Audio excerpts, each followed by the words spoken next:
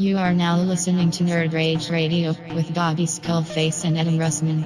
This podcast is intended for mature audiences only and may not fit with your sensitive sensibilities. You may be a victim of meaningless outrage, or you may, in fact, be a big ninny pants. If this is the case, please feel free to turn it off now. This is no country for ninny McNinny pants. So crack open the Mountain Dew. Make sure the cheese doodles are super fresh. We're in your mother's basement. It's Nerd Rage Radio.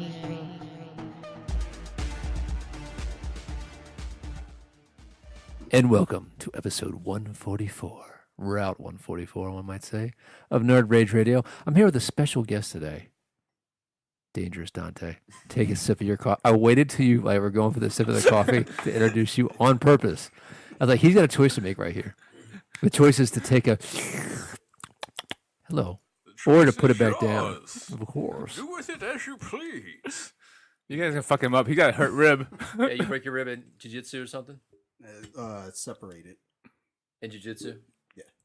Speaking of jiu-jitsu, I'm not gonna shout them out yet because they haven't paid. We might have a jiu-jitsu clothing sponsor, and I'm gonna get them to send one to Joe so he can take sexy pictures.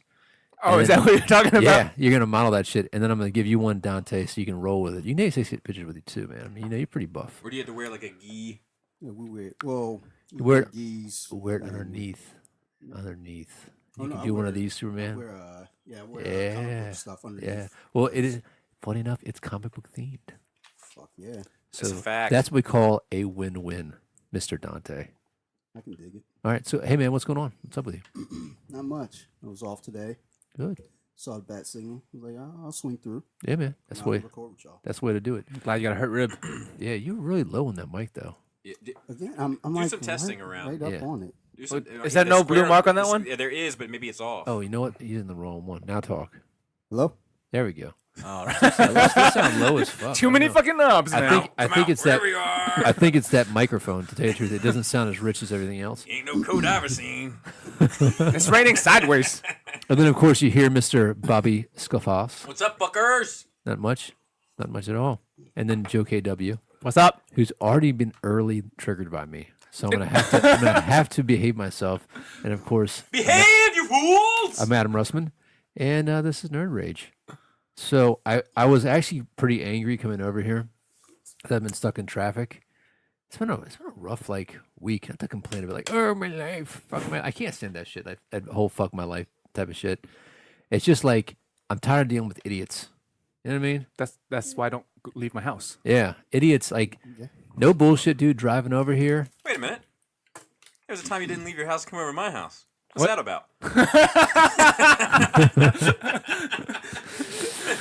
He said too much. What if he dropped a smoke grenade and Ninja vanished? And I would turn to you and I would be like, "See, I told you they can all do that." No, but I was trying to get here and there was a wide load, one might say, and no, not a fat bitch, but a truck. Ooh, God, dude, I'm fucking. Why does gotta be a bitch? Why can't be a dude? Claws. Dude, I've been a little salty here recently. I'll get into that. But You might find me in the back with a big old white girl. is that your Mario impression? No, it's Royce. Royce has a Royce the 5'9" lyric. It's an awesome lyric. But they were carrying roofs of houses, and they were fucking hanging over. They into the other lane. I was like, good God, dude, no special truck, no little escort in the fast lane with the shit hanging out in the middle lane, causing all kind of dumb traffic. Dumb, Stupid. dumb Mac. Dumb Mac. And then it just took me a while to get here. So let's start with Nerd Weeks, shall we? Shall we? Shall we? We should. Joe, let's start with you. Oh. I saw him looking that way. So he was like, And And then both the white people looked at us minorities. Thank you. I appreciate that. You know what? Fuck you, Joe. Bobby, why don't you go one first? dog's looking one way, the other looking the other way. Hey. Guy in the boat's like, what do you Hey, want from me? hold on. Let's start at the front of this bus, Bobby. Go ahead. Wait, where do I fit? I can start at the front of the butt. It's fine. Quite comfortable. Oh, Jesus. I should probably take that one out. Why? No. Okay, let's Everybody go. knows I like butts. It's a fact. Undisputed. This reminds me of in Sopranos, and it's like, Chris, you didn't go to hell. You went to purgatory, my friend. Hell is hot. That's never been disputed by anyone. Where you went, it wasn't hot. You did purgatory. I figure you go to purgatory, I go to purgatory. Couple 100 years, but in the great scheme of eternity timing, I could do that standing on my head. Fuck it. I don't have anything written down for my Nerd Week. I did watch Black Mass. Okay. Fucking phenomenal. Is that the pirate show? No. Oh, wait. That's like the one with Johnny Depp, right? Yes, sir. Oh, you like Johnny Depp all of a sudden? I'm telling you, it's hands down, in my opinion. I know people will be like, but the pirate guy, and I get it. Edward Scissorhands, I get it. I get it. I totally get it. In my opinion, it's his best performance. And that's like a true story, right? Yeah, it's on Whitey, whatever his name is. Like, We've had enough of that already. This first 15 minutes is... Please talk. Calm down, Fox and Friends. It's based off. You all right, Dante? He's dying. Jesus. It's based off the same guy that Jack Nicholson played in Departed. Like Oh, yeah. But it's early days, right? Yeah, not so much. Oh, really? Yeah. But like earlier than Jack Nicholson. Not so much. Really? Yeah. Huh. Yeah. Oh, because the Jack Nicholson wasn't a true story, just based off. Right. Gotcha. Yeah. All right. But it was really fucking good, dude. It was like a good gangster movie. Like I Yeah. feel like I haven't seen a good gangster movie in a very long time. Cool, man. Solid as shit. Does These it- Irish boys weren't playing around. Does it alter your gangster movie ranking at all? No. Oh, no, it's still not that good. No. I mean, but only because what is that good is fucking like perfect. You know what I Okay. mean? Like Okay. this doesn't tap into those same sorts of things. But his portrayal is almost fucking like, dude, he's it's the only time where like I watched a movie that's like a organized crime kind of related thing, and, Yeah. and the quote unquote boss, for lack of a better term, when he walks into a room, it's like Freddy Krueger walking into a room. Oh, like cool. it's like a monster. Nice. You know, like he's unnerving. You're Yeah. like, fuck. You ever seen that interview with that guy? Blue They contacts. I think that's part of it. really the guy they call the Iceman, who's like Yeah, the freeze. Polish guy. I don't know if he's Polish, Bob. Am I getting into the racial or origins or background? race. It's nationality. Yeah. But yeah, I know what you're talking about. Yeah. Hey, watching that interview with him, how callous he was about what he did, it's fucking scary. It's just like murder by numbers. Yeah. Fucking scary. Put your knife in number 2, bullet in number 3, Mm-hmm. duct tape the body. Yeah. What else you got? I watched Last Jedi again with Laura, and then Laura and I talked about it a good bit afterwards. And Any it's funny. insight?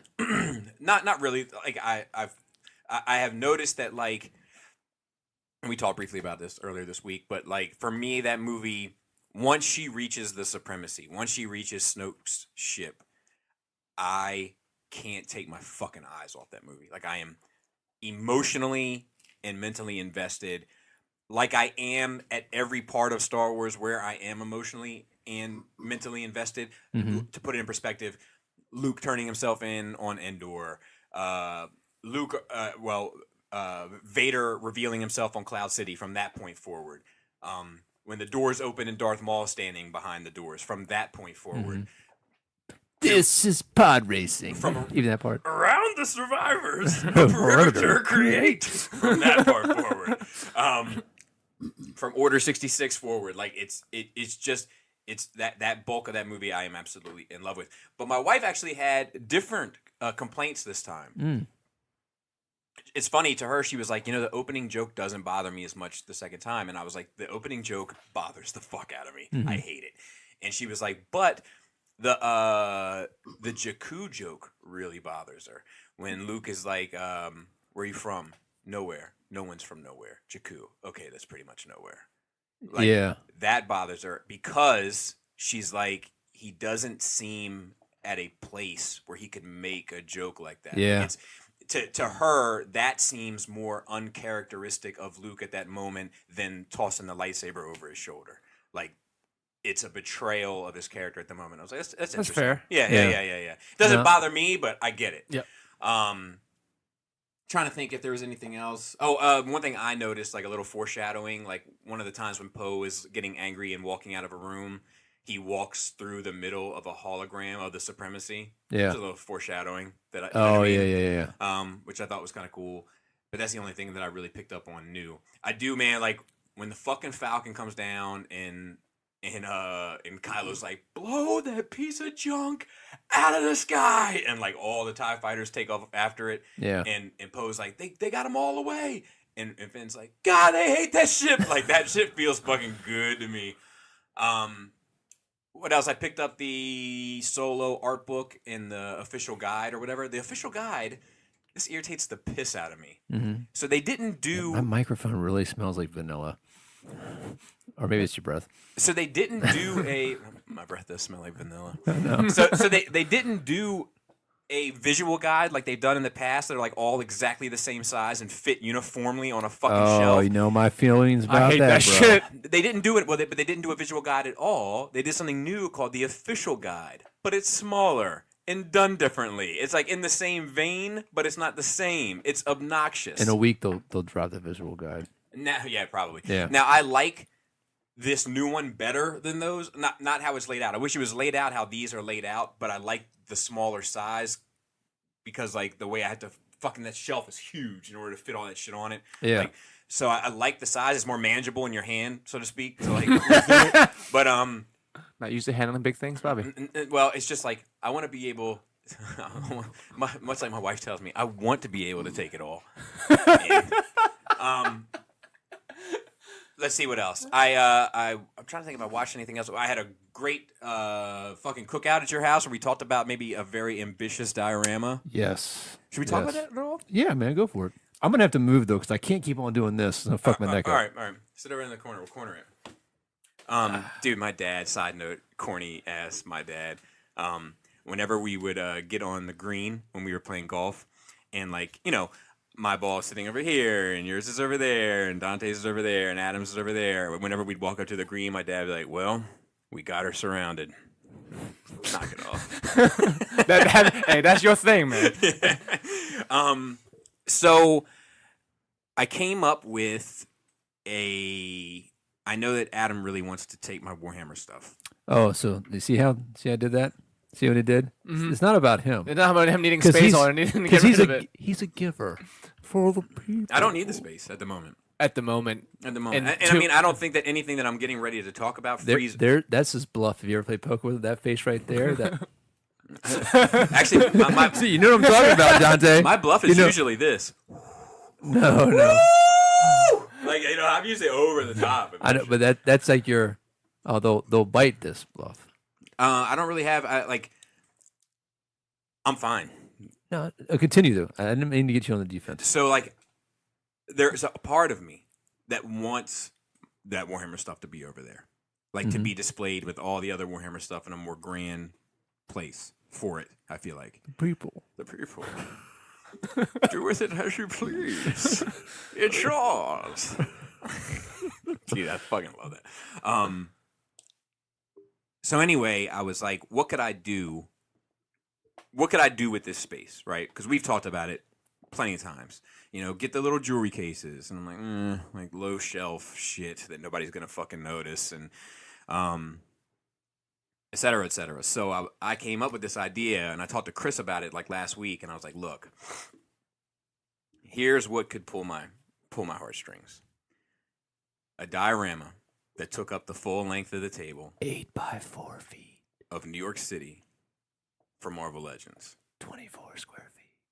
And the problem is still having enough room. Or that's 32 square feet. Whatever.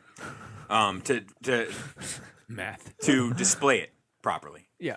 And I went over to Adam's and had like a cookout. Chicken was good. People. Even the lemon? I didn't care as much for that one. Okay. But I'll say this: a lot of people don't like their chicken like burnt like charcoal on it. Like I dig it. Like I just like want to let how- you know, it was still tender on the inside and Oh, it yeah. had a nice crispy crunch on the That's right. outside. That's my Caramelized skin.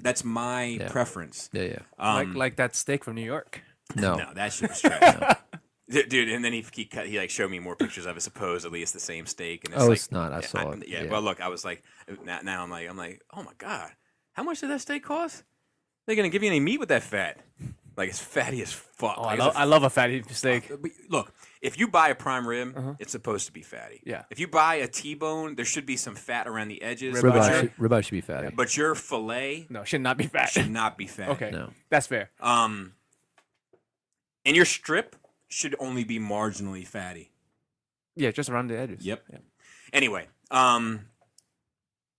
so we were talking, and like perfect world. We laid out like a pretty cool, I think, interesting look. And at one end you'd have the Baxter Building, and at the other end you'd have the Daily Bugle, and then like a city block in the middle that's kind of off center. A couple other random buildings, and then possibly like a metro staircase down to the next level of a subway. Oh yeah. And then a level down below the subway into like a subterranean sewer system.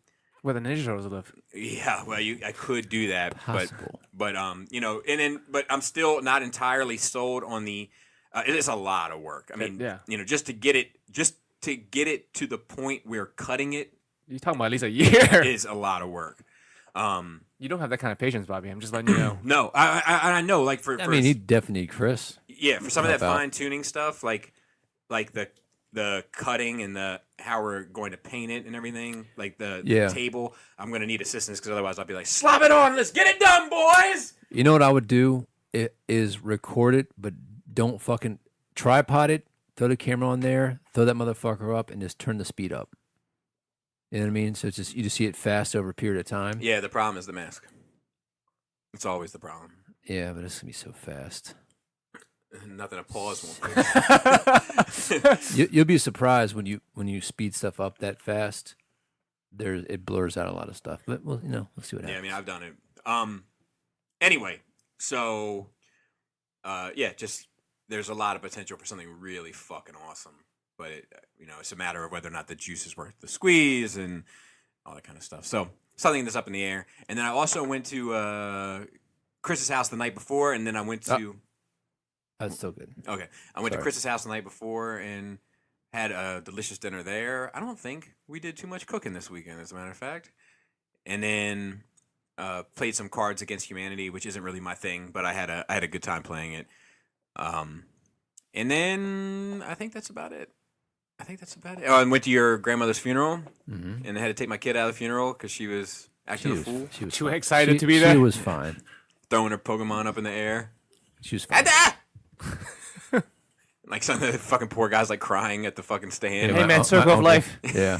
But you know what? My grandmother thought it funny. Yeah, no doubt. So we didn't have an urn for her because, like, she's gonna be buried at Arlington with my grandfather, and they're like really strict on the ashes. Like, you have to account for all the ashes. You can't split the ashes up because we wanted some of our ashes. So it was just a big rigmarole to get the urn from Arlington and having to bring it back and certify and blah blah blah. So we didn't have anything, just a picture. But there was like a fucking vase with a lid on it in the back of the room, and I just grabbed it and put it up front. And then he was saying how like they were gonna go through this like joke, like whoa, like And break drop- it on the ground. Yeah. I almost asked the people like, how much is this? Can I break this? And they're like, what? Like, I want to buy this from you. I want to break it as a joke. My grandmother would have thought it was. My grandma had a pretty wicked sense of humor. So And I also watched episode 1, 2, and 3 of Evil Genius. okay, I'm not quite done yet. Okay. But so I don't. it's madness. So, It's madness, Bobby. So that's what it is. There's like moments where I see it, Yeah. but it's not like it's like it reminds me of her every time I look. Oh at no. it. Yeah, It's okay. definitely not the look. No, it's definitely not the look. Yeah. But like her verbiage, it's like sometimes it's like a little too Western Pennsylvania. Oh yeah, Like, for sure. And then when she's trying to be sophisticated, that's when it sounds like my mom. Yeah. But it's just the manic Yeah. Oh, yeah. exaggeration The- of everything. The actual behavior on paper, Yeah. identical. Yeah.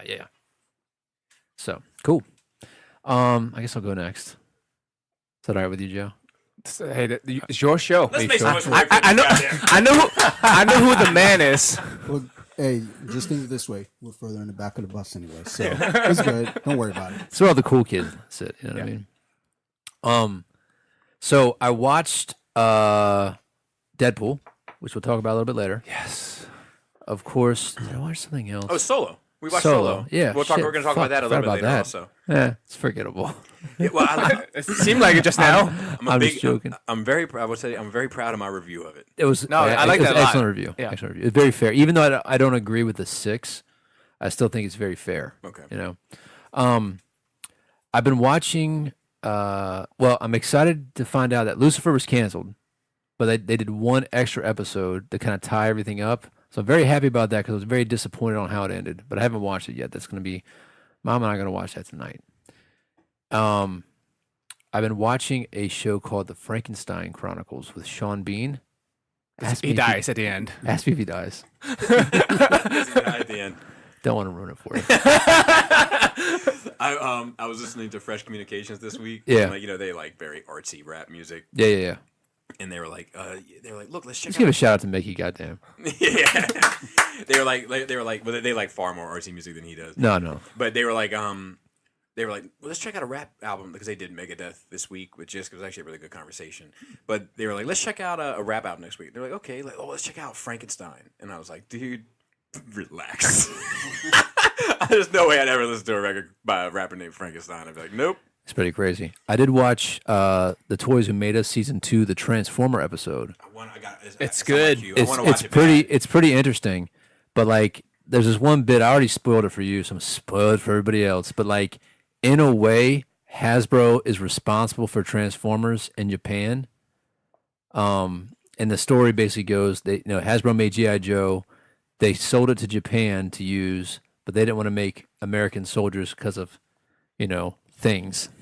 What things? They basically reason. Just a couple of reasons. Yeah, just two main reasons.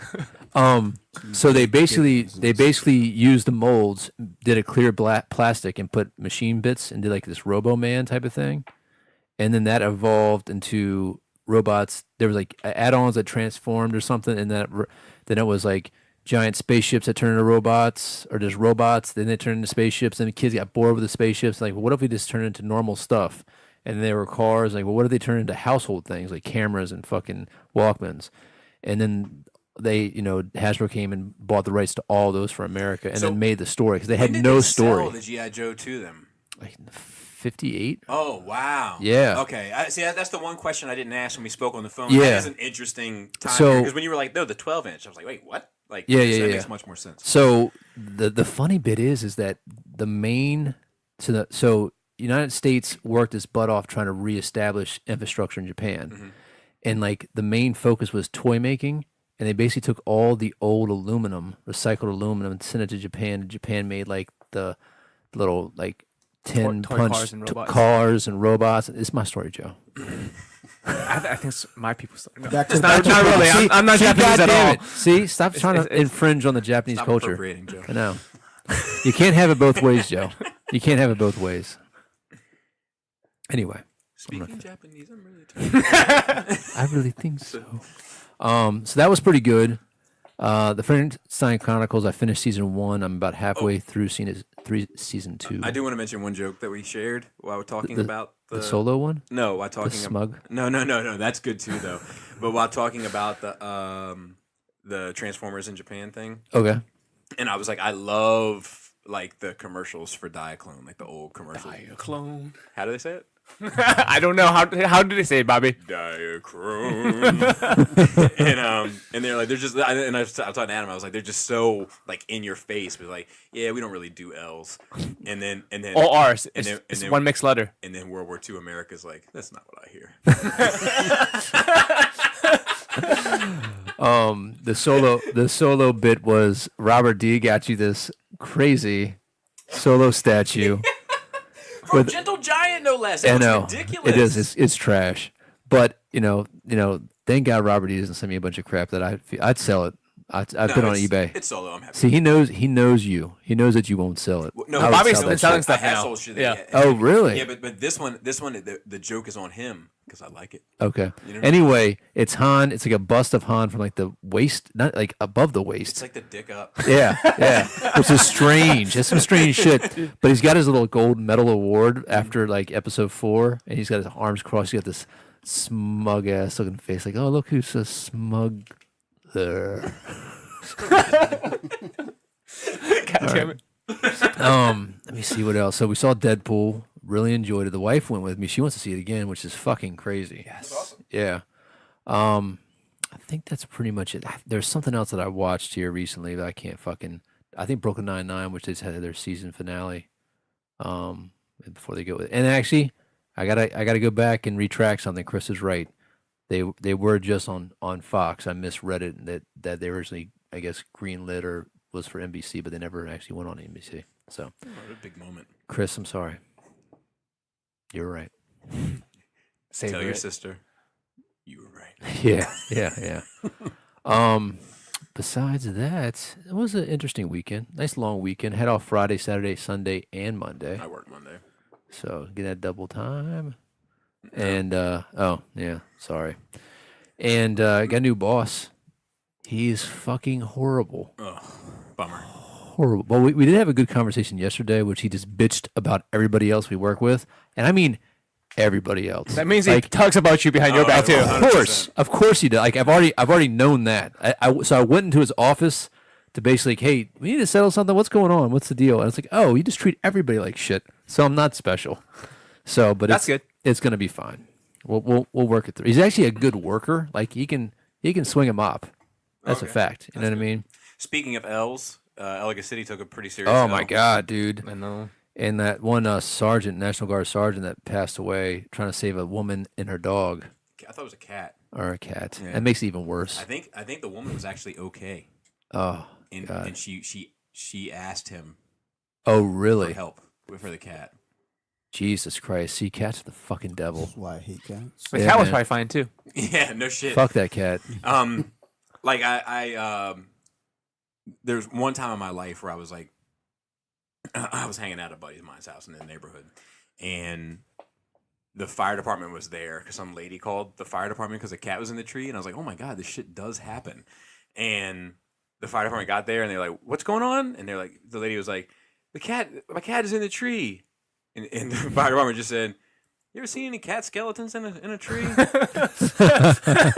she was like, no. And he was like, me neither. He'll come down. Dude, you know what's funny? If you watch that old Superman, you know when he exposes himself and saves everybody, saves the president, and then the last thing is like, he saves a little cat from a tree and gives it to a girl. If you hear it and the audio shoots back, it's like, Mommy, some guy flied out of the tree and saved Fluffy. Well, I've told you not to lie. You hear like a fucking straight up slap. That's awesome. Yeah, only in the 70s. But yeah, Elegant City, a place near where we grew up, like it's That we frequented frequently. fucking demolished. Like, I mean, Yeah. Didn't they like just finish rebuilding from the last flood? Yeah, yeah, and 2016. I saw in the news they just got their FEMA check like Oh, last really? month. Oh, for 2016. Yeah. Oh, So God. like, and they say it's like people are saying like the 1,000-year storm is it's like not it's that. not that. It's 2 in 2 years, man. It's the No. over construction. Yeah, that's exactly what it's it the is. over construction up the hill. Like at the top of the hill, they've been building all these apartment complexes and everything else, and there's just less ground soaking up less water. And Yeah. instead, Yep. you have more storm drains draining more water all Yep. down into the funnel that is Elegant City, and it's just fucking. Yeah, I don't know what you can do about that. You know, Let's say build it up and put a giant fucking. or build you a know, channel, take out the Yeah. west side of it, and just build a channel out. Oh, that's gonna be crazy. They're gonna have to do something. It's just not sustainable anymore. Yeah, it's not. It's a wrap. So, And this one was worse than the last one. Like I think the last one was 8.4 inches, and this one's 8.6. Like it's like it wasn't even much off. But it was oh like, really? Yeah, I mean, it was like up to the fucking top of the door. yeah, it was coming. I mean, like you know, do you ever? I know you know Wendy, but do you know where she lives on Elegant City?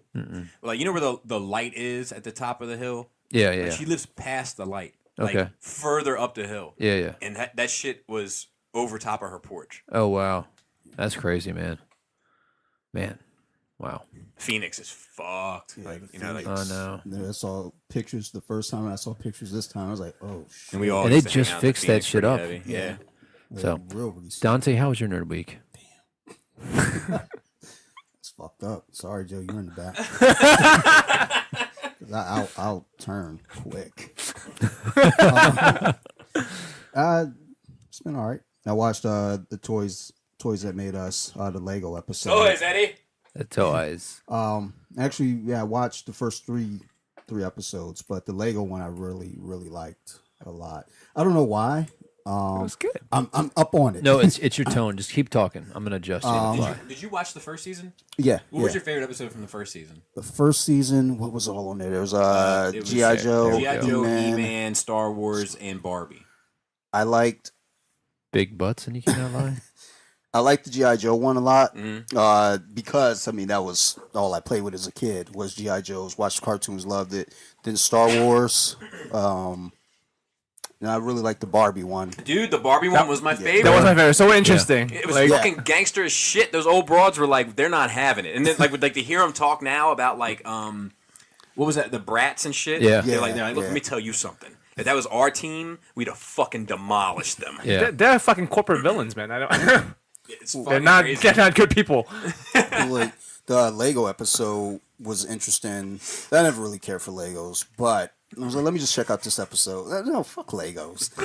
Legos are shit, man. We have in our network A Lego show. building up to it. Oh, cool. Well, I don't give a fuck. It's like, fuck those guys. I mean, I'm sure they're nice gentlemen, whatever. But Legos just wasn't my cup of tea because I didn't understand it as a kid. It was just like bullshit. Do you wish they had the Legos they have now when you were a kid? Like Avengers Legos, fucking Justice League Legos, Star Wars Legos. I'd have been like, and that's why I didn't like Legos, because it was just like, blue, red, yellow, green. Dude, these what the spacemen fuck are is trash. this? Like, I couldn't even afford the Spaceman. We just got like the regular little bitty box set with like what? Oh, it's like 12 pieces. Yeah, like the It's random like, box. oh, cool, great. Look at this. I can make a fucking car. I used to fuck with the Knights heavy. Like, I was like, these Knights are fucking cool. Really? From the Lego shit. Yeah. But like the fucking spacemen were fucking trash. But it's interesting with that episode, just seeing where they came from, and then how they collapsed. At one point, they were just having a hard time, like the late '90s, early 2000s, and kind of turned it back around with just some fluke shit, really. And licenses, probably. I would imagine. Yeah. Like, the patent kept expiring, so then they were running into I forgot issues with that. Yeah. This is a lot of knockoff Legos, but Lego's still the king. Yeah. But I watched that. That was real good. The Hello Kitty episode's the last one. There's only 4 episodes? Yeah. Okay, Yeah, that's the only one I didn't watch yet. This is season 1, part 2. Okay. Oh yeah. But yeah, I'll check out the Hello Kitty one. The Star Trek one was good. Star Trek one, I liked it. Just once it got later in, because I didn't really care about Star Trek a whole bunch till the Next Generation. Yes, I mean that's where they got successful was when Next Generation came out. I didn't have any other channels, but whenever that was on, so I kind of had to watch that shit if I wanted to watch anything. But that was interesting too, and that Black Panther, watched that a bunch. And then, as I was telling Bobby earlier, I've watched it enough where I know, and then I kept watching, like, man, I like this movie. I kept watching, and then by the time I got through it, like the 5th time, I was like, why the fuck am I still watching this? Like, I get the point. I see it. I'm not catching anything new. Yeah. Whatever the fuck. I watched Infinity War a couple more times. I could keep watching that, though. I did really like that. I need to go see that again. I've seen it twice. Real quick on the toys that made us, I just did the calculation. That first year, Transformers made 115 million. So that's probably the equivalent of like over 300 million now. So like, out of the gate, like one brand, 300 million in 1 year. That's fucking nuts. Dude, those toys from that era, man, the marketing of that shit, like I don't know if toys today have those same feels. I think it's TV. But no, I'm just saying, like when I remember buying a Transformer and pulling out that little booklet. Oh, the extras. And it had pictures of them. Yeah. and all the pictures of them were like in little dioramas, like little rocky worlds Yeah, and shit. yeah, And I was yeah. like, dude, once I had these, then I can have the real fun. Like Yeah, it's fun. Maybe that's the diorama thing, because we never had that. A couple times I built a couple things that were decent. Batcave. Yeah, the Batcave was fucking awesome. That was more than decent. That's the next one you gotta do. I want to do a Batcave. I mean, But it's like it's fucking crazy, man. Maybe that's why I like fucking Warhammer so much, because the table is no bullshit. Setting up the table is my favorite part. Oh yeah. know? I mean, it's like when we were kids, and like, you like kind of pick who gets to play with who, and then you set them all up. Like that was the funnest part. Yeah. Hell yeah, man. I mean, So- it's a cultural difference now. Just because what we didn't have to do, they do have now. The Yeah. options. You don't have to just play with toys. If you just have to play with toys now, I'm sure toys will be bigger. Yeah. But there's so many more Have you options. seen that, like, there's like these new play sets that are fucking huge. They're like cardboard, you know those books that you open up and everything kind of unfurls. Yeah, It's like these cardboard play sets, but you pull them apart and like they fall down, and it's like a fucking city. They're huge, like 3 or 4 feet wide. I'm like, oh my god, if I had some shit like that. Do you remember the cardboard playset that Transformers had? Oh yeah, back in the day. That was fucking garbage. Fucking trash. Like you put, It's literally a cardboard box. Dude, if you put like one Transformer in it, like it couldn't bear the weight. Yeah, It would like fucking start to bow. Because it was like cereal box cardboard. yeah. But it's fun. Like if I had got that, my grandfather probably could have got some like particle board or something and like glued it on there or something. So, but like you didn't have like the insulation film like you do now. They didn't have that shit. That's relatively, new-ish. I'm gonna start expanding my horizons on the foam game. I do have an alibi before we get to Joe. We get to Joe a long time. No, I wasn't done. Oh, Damn, just cut the black man off. So Joe, you still gotta wait. Oh no, go ahead. What you? Oh, you were. No, I'm done for you. Okay, thank you. But he's gonna continue after you, the man. So I'm finishing up this class, and I did this online class. I did 2 online classes, which is a huge mistake. I'm trying to go back and finish my degree, and so I got in a discussion with one of my professors, and it's cool. I'm getting like a fucking perfect grade in the class, but she like it's a sociology class, and we had to like write this paper, but it was basically like, tell me how white privilege has ruined the country or some shit like that. I was like, oh, well, that's loaded. So I called her up and I was like, hey, I can respect that there's such thing as privilege. I think that when we racially charge it, it's more like a class privilege, of money privilege. It's wealth privilege. Yeah, I think. wealth privilege, but it's definitely a culture thing. Like there's a culture of wealth as well. It's not just whatever. And because if you look at the top earners for immigrants, who they are. The ones. Nigerians. Yes, the Nigerians. If I killed my wife and then got in my Bronco and drove off, I'm going to jail.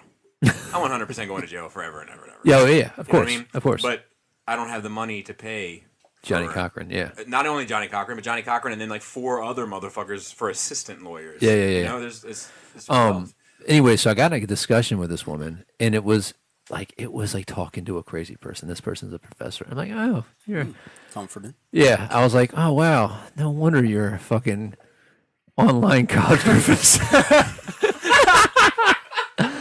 Never thought I could be a dentist.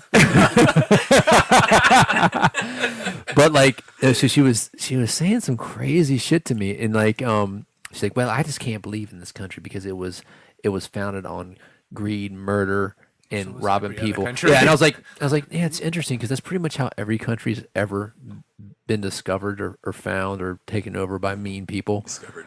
Yeah, I know.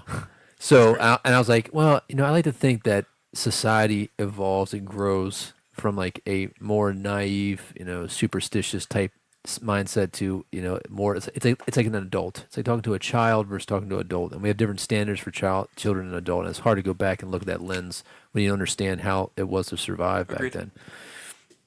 But like, I could not believe I was talking to this woman, and she was saying the shit that was coming out of her mouth. It was fucking crazy. And I was like, yeah, okay. She said, well, but you know what, Adam? Thank you for your courage and your honesty. And that's going to reflect well in your grade. And I'm like, do you even read my papers? I don't think you do. You know what I mean? So it is what it is. Yeah, I had something. Crazy bitch. Anytime you talk to a French person of any kind, French. Oh, yeah. Sorry, my accent. Okay, it is. I wanted to go off of something you said there, and I can't remember. Well, let me add this. So then she's like, I was like, you know what?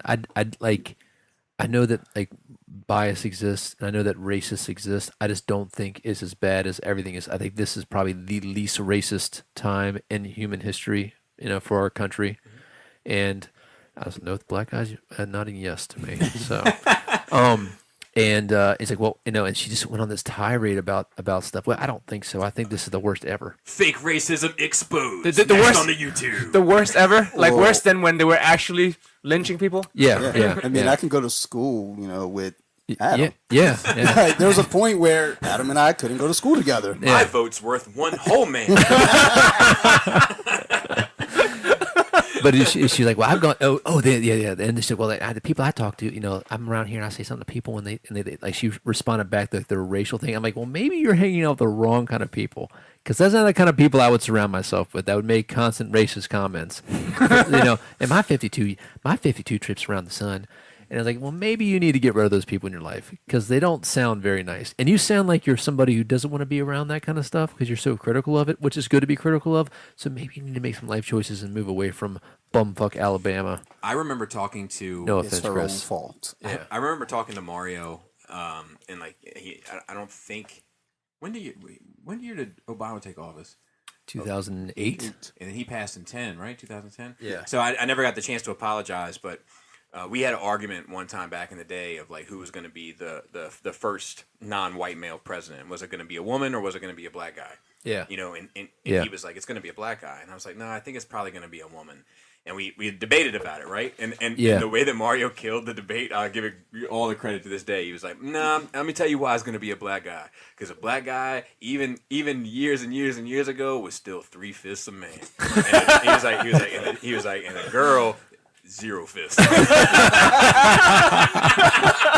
That's some very Mario shit to say right there. Oh, man. Anyway, so that was my alibi. And let's move into news. Dante never finished. No, I know. I was just being funny, Joe. Dante? Where the fuck was I? Something, said, I know, my white Maydas, privilege is fucking trampled all over your thought. White privilege, taking over. No, Sarah's been looking for Marvel Legends for me. Dude, your wife is like a lioness going out and hunting for you. I'm just gonna put that out there. So she tries to hang it over my head though. Once she buys it, I set it up and everything. Oh. Then she's like, "Who loves you?" And I'm like, "Sophie." And she's like, "No." I was like, "Okay, yeah, I love me too." But no, she sent me a picture yesterday. I'm at work, dealing with people. And my phone's ringing. I'm like, what the fuck? Fucking people. I fucking hate people. He really does. But she sends me a text, and it's an old Legends wave, like 3 years old or some shit. They're just putting out at Walmart.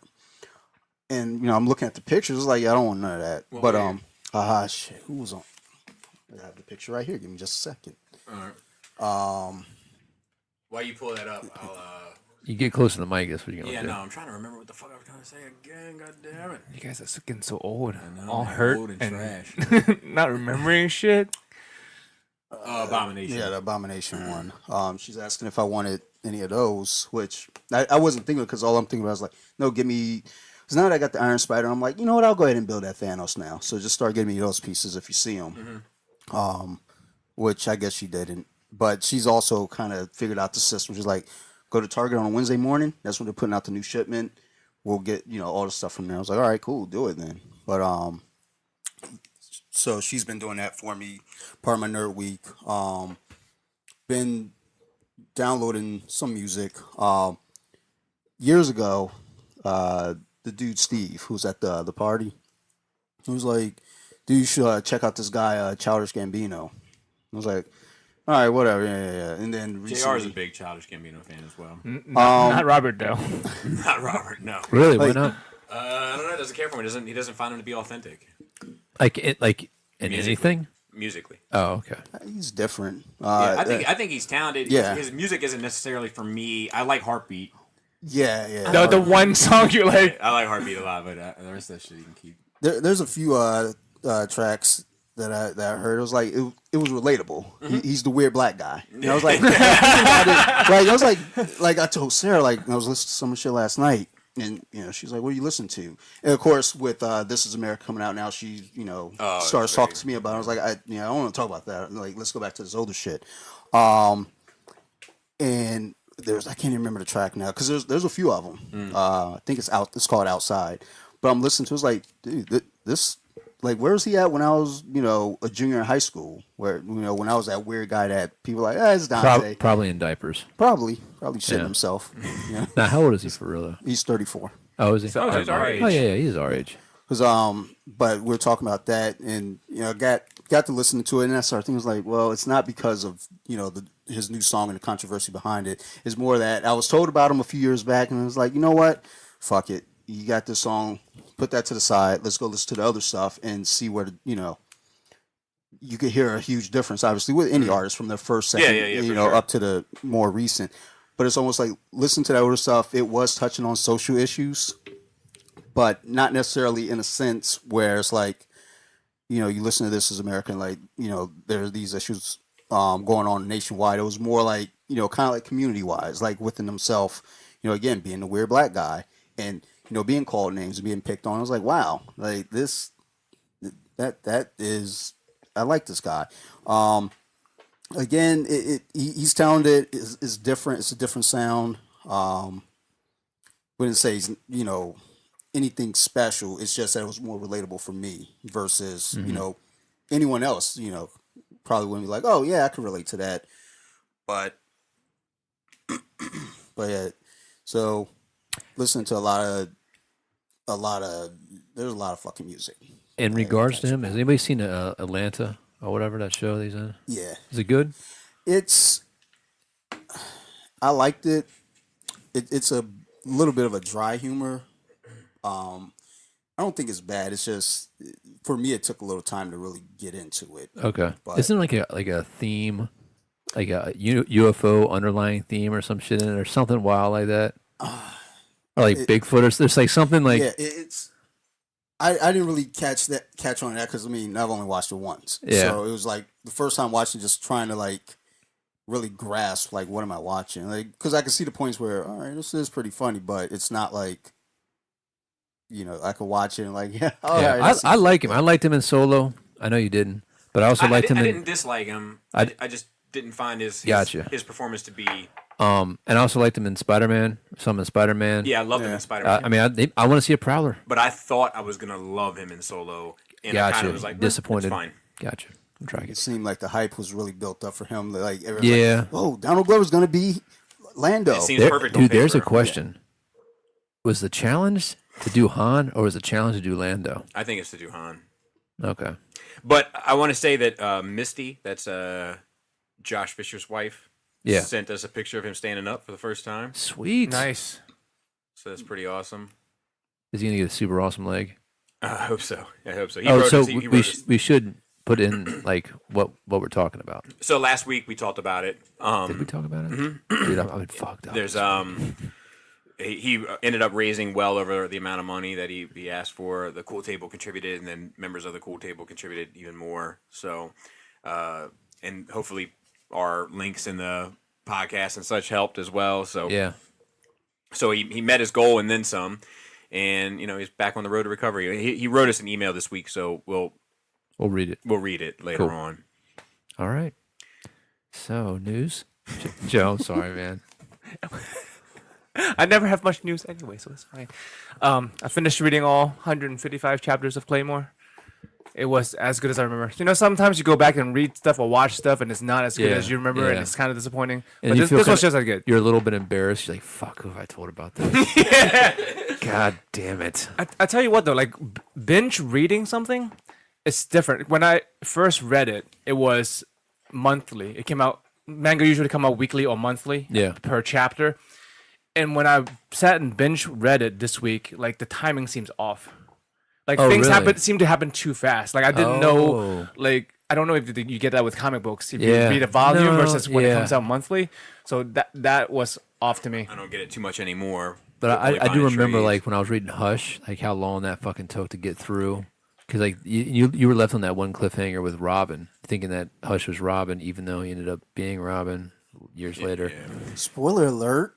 Come on, bro. I think there's also, it's just like... That was 1998, motherfucker. I think it's also like television. Like, I think when you binge watch, binge read anything, it's easier to see the flaws in something. Yeah. Because that month or a week between episodes or issues, it gives you a little bit of time to kind of only reflect on the positive and then see how the positive relates to the next piece of media that you get with more positive. You know what I mean? Time out. This is our 20th year high school reunion time. Yep. Are you gonna go to anything like that? I haven't been invited. I mean, like, where would you even go to find that shit? Usually, I think like most It's got to be on times, Facebook or something. and most times now I think it's done on groups Facebook. 'cause But like I got I'm invited not off part it. of my high school. Don't they have an alumni coordinator no, person with that address? Yeah, but like, I wasn't either, and they found me. They found the fuck out of me. yeah. Would you go? Would you go? No. Okay, calm down. No, I mean, I like look, my time is precious. I only want to spend it with the people I love. Yeah, yeah. I told someone when they were talking about a 10-year reunion. I went to my 10-year reunion. I was on fucking MySpace. Yeah. Oh And shit! this chick, Dude, like shout we out to just MySpace. there was like the question things on MySpace. Yeah. And I answered is like, would you go to a reunion?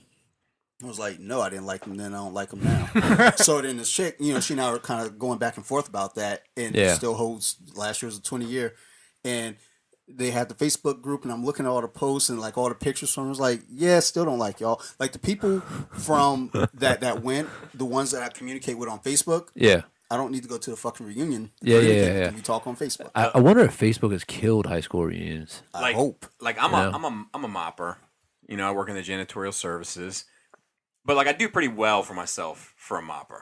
Do you know what I mean? Yeah, Like yeah. I work for an esteemed mopping company. Absolutely. Like I'm paid well to do what I do. So like whenever I do run into people from high school that like thought I was going to turn out to be a complete fucking drug addict, dropout, failure, and they're doing something that they hold in high regard, but they're not doing as well as I am. I always tell them I'm doing something fucked up. You know what I mean? They're like, what do you do? And I'm like, I clean toilets at BWI. Like I always give them a super fucked up. I kind of feel like it's more important to them that I turn out poorly than for them to know how I'm actually doing. So like I just do them that solid. That's very very big of you. Make them feel better about themselves. You know what I mean? Like I'm fine. I feel you. Joe, anything else? I watched Deadpool 2. Loved yeah. it. I gave High it. five. As a Deadpool, old school Deadpool fan, I give this a 10 out of 10 for what I want out of a Deadpool movie. Yeah. As just a movie, just an entertainment movie, I give it an 8 out of 10. I'd give it a 7.5. Okay. Yeah. Close. I found out. Legit.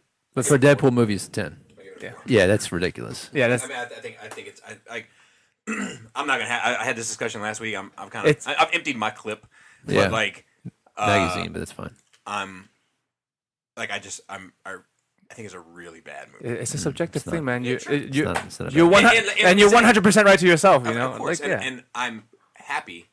I never had any doubts about you, but I'm happy that you got to go to a movie with your wife on a night out and enjoy a good. Enjoyed it, yeah. Like that's nothing better. Wild sex that night, I too. told you on that. It's great. I told you when we spoke. I was like, Thanks, dude, Deadpool. there's nothing. Yeah. There's nothing better than spending money. Dude, I'm like, think about Ryan Reynolds as much as you want. There's nothing better about spending money and enjoying what you spent your money on. Or that chick. What's his girlfriend's name?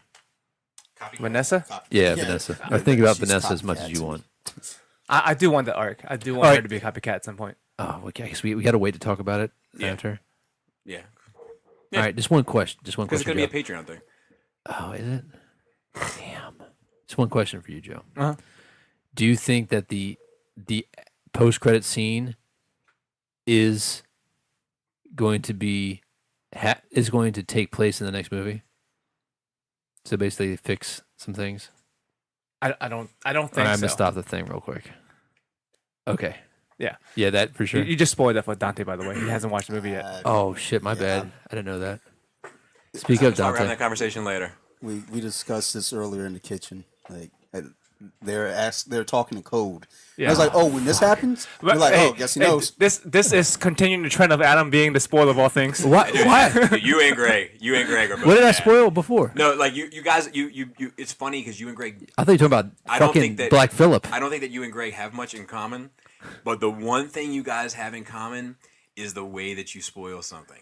Like it's always the same. It's like, look, this isn't a spoiler, But but Luke force projects himself. He's not really there. Like and I'm like, wait, I think that might be a spoiler. Give me an example. I don't. no, I don't- I've noticed I don't this. keep It's, score I didn't like know that No. he didn't. I didn't know that you didn't see it. no, what it is Sorry. you're really excited about something like you Yeah. enjoy, and then you start No, I talking might- about it, and you try to hold back, but then something always slips. That's whatever. that's the trend now. I didn't Black Phillip it.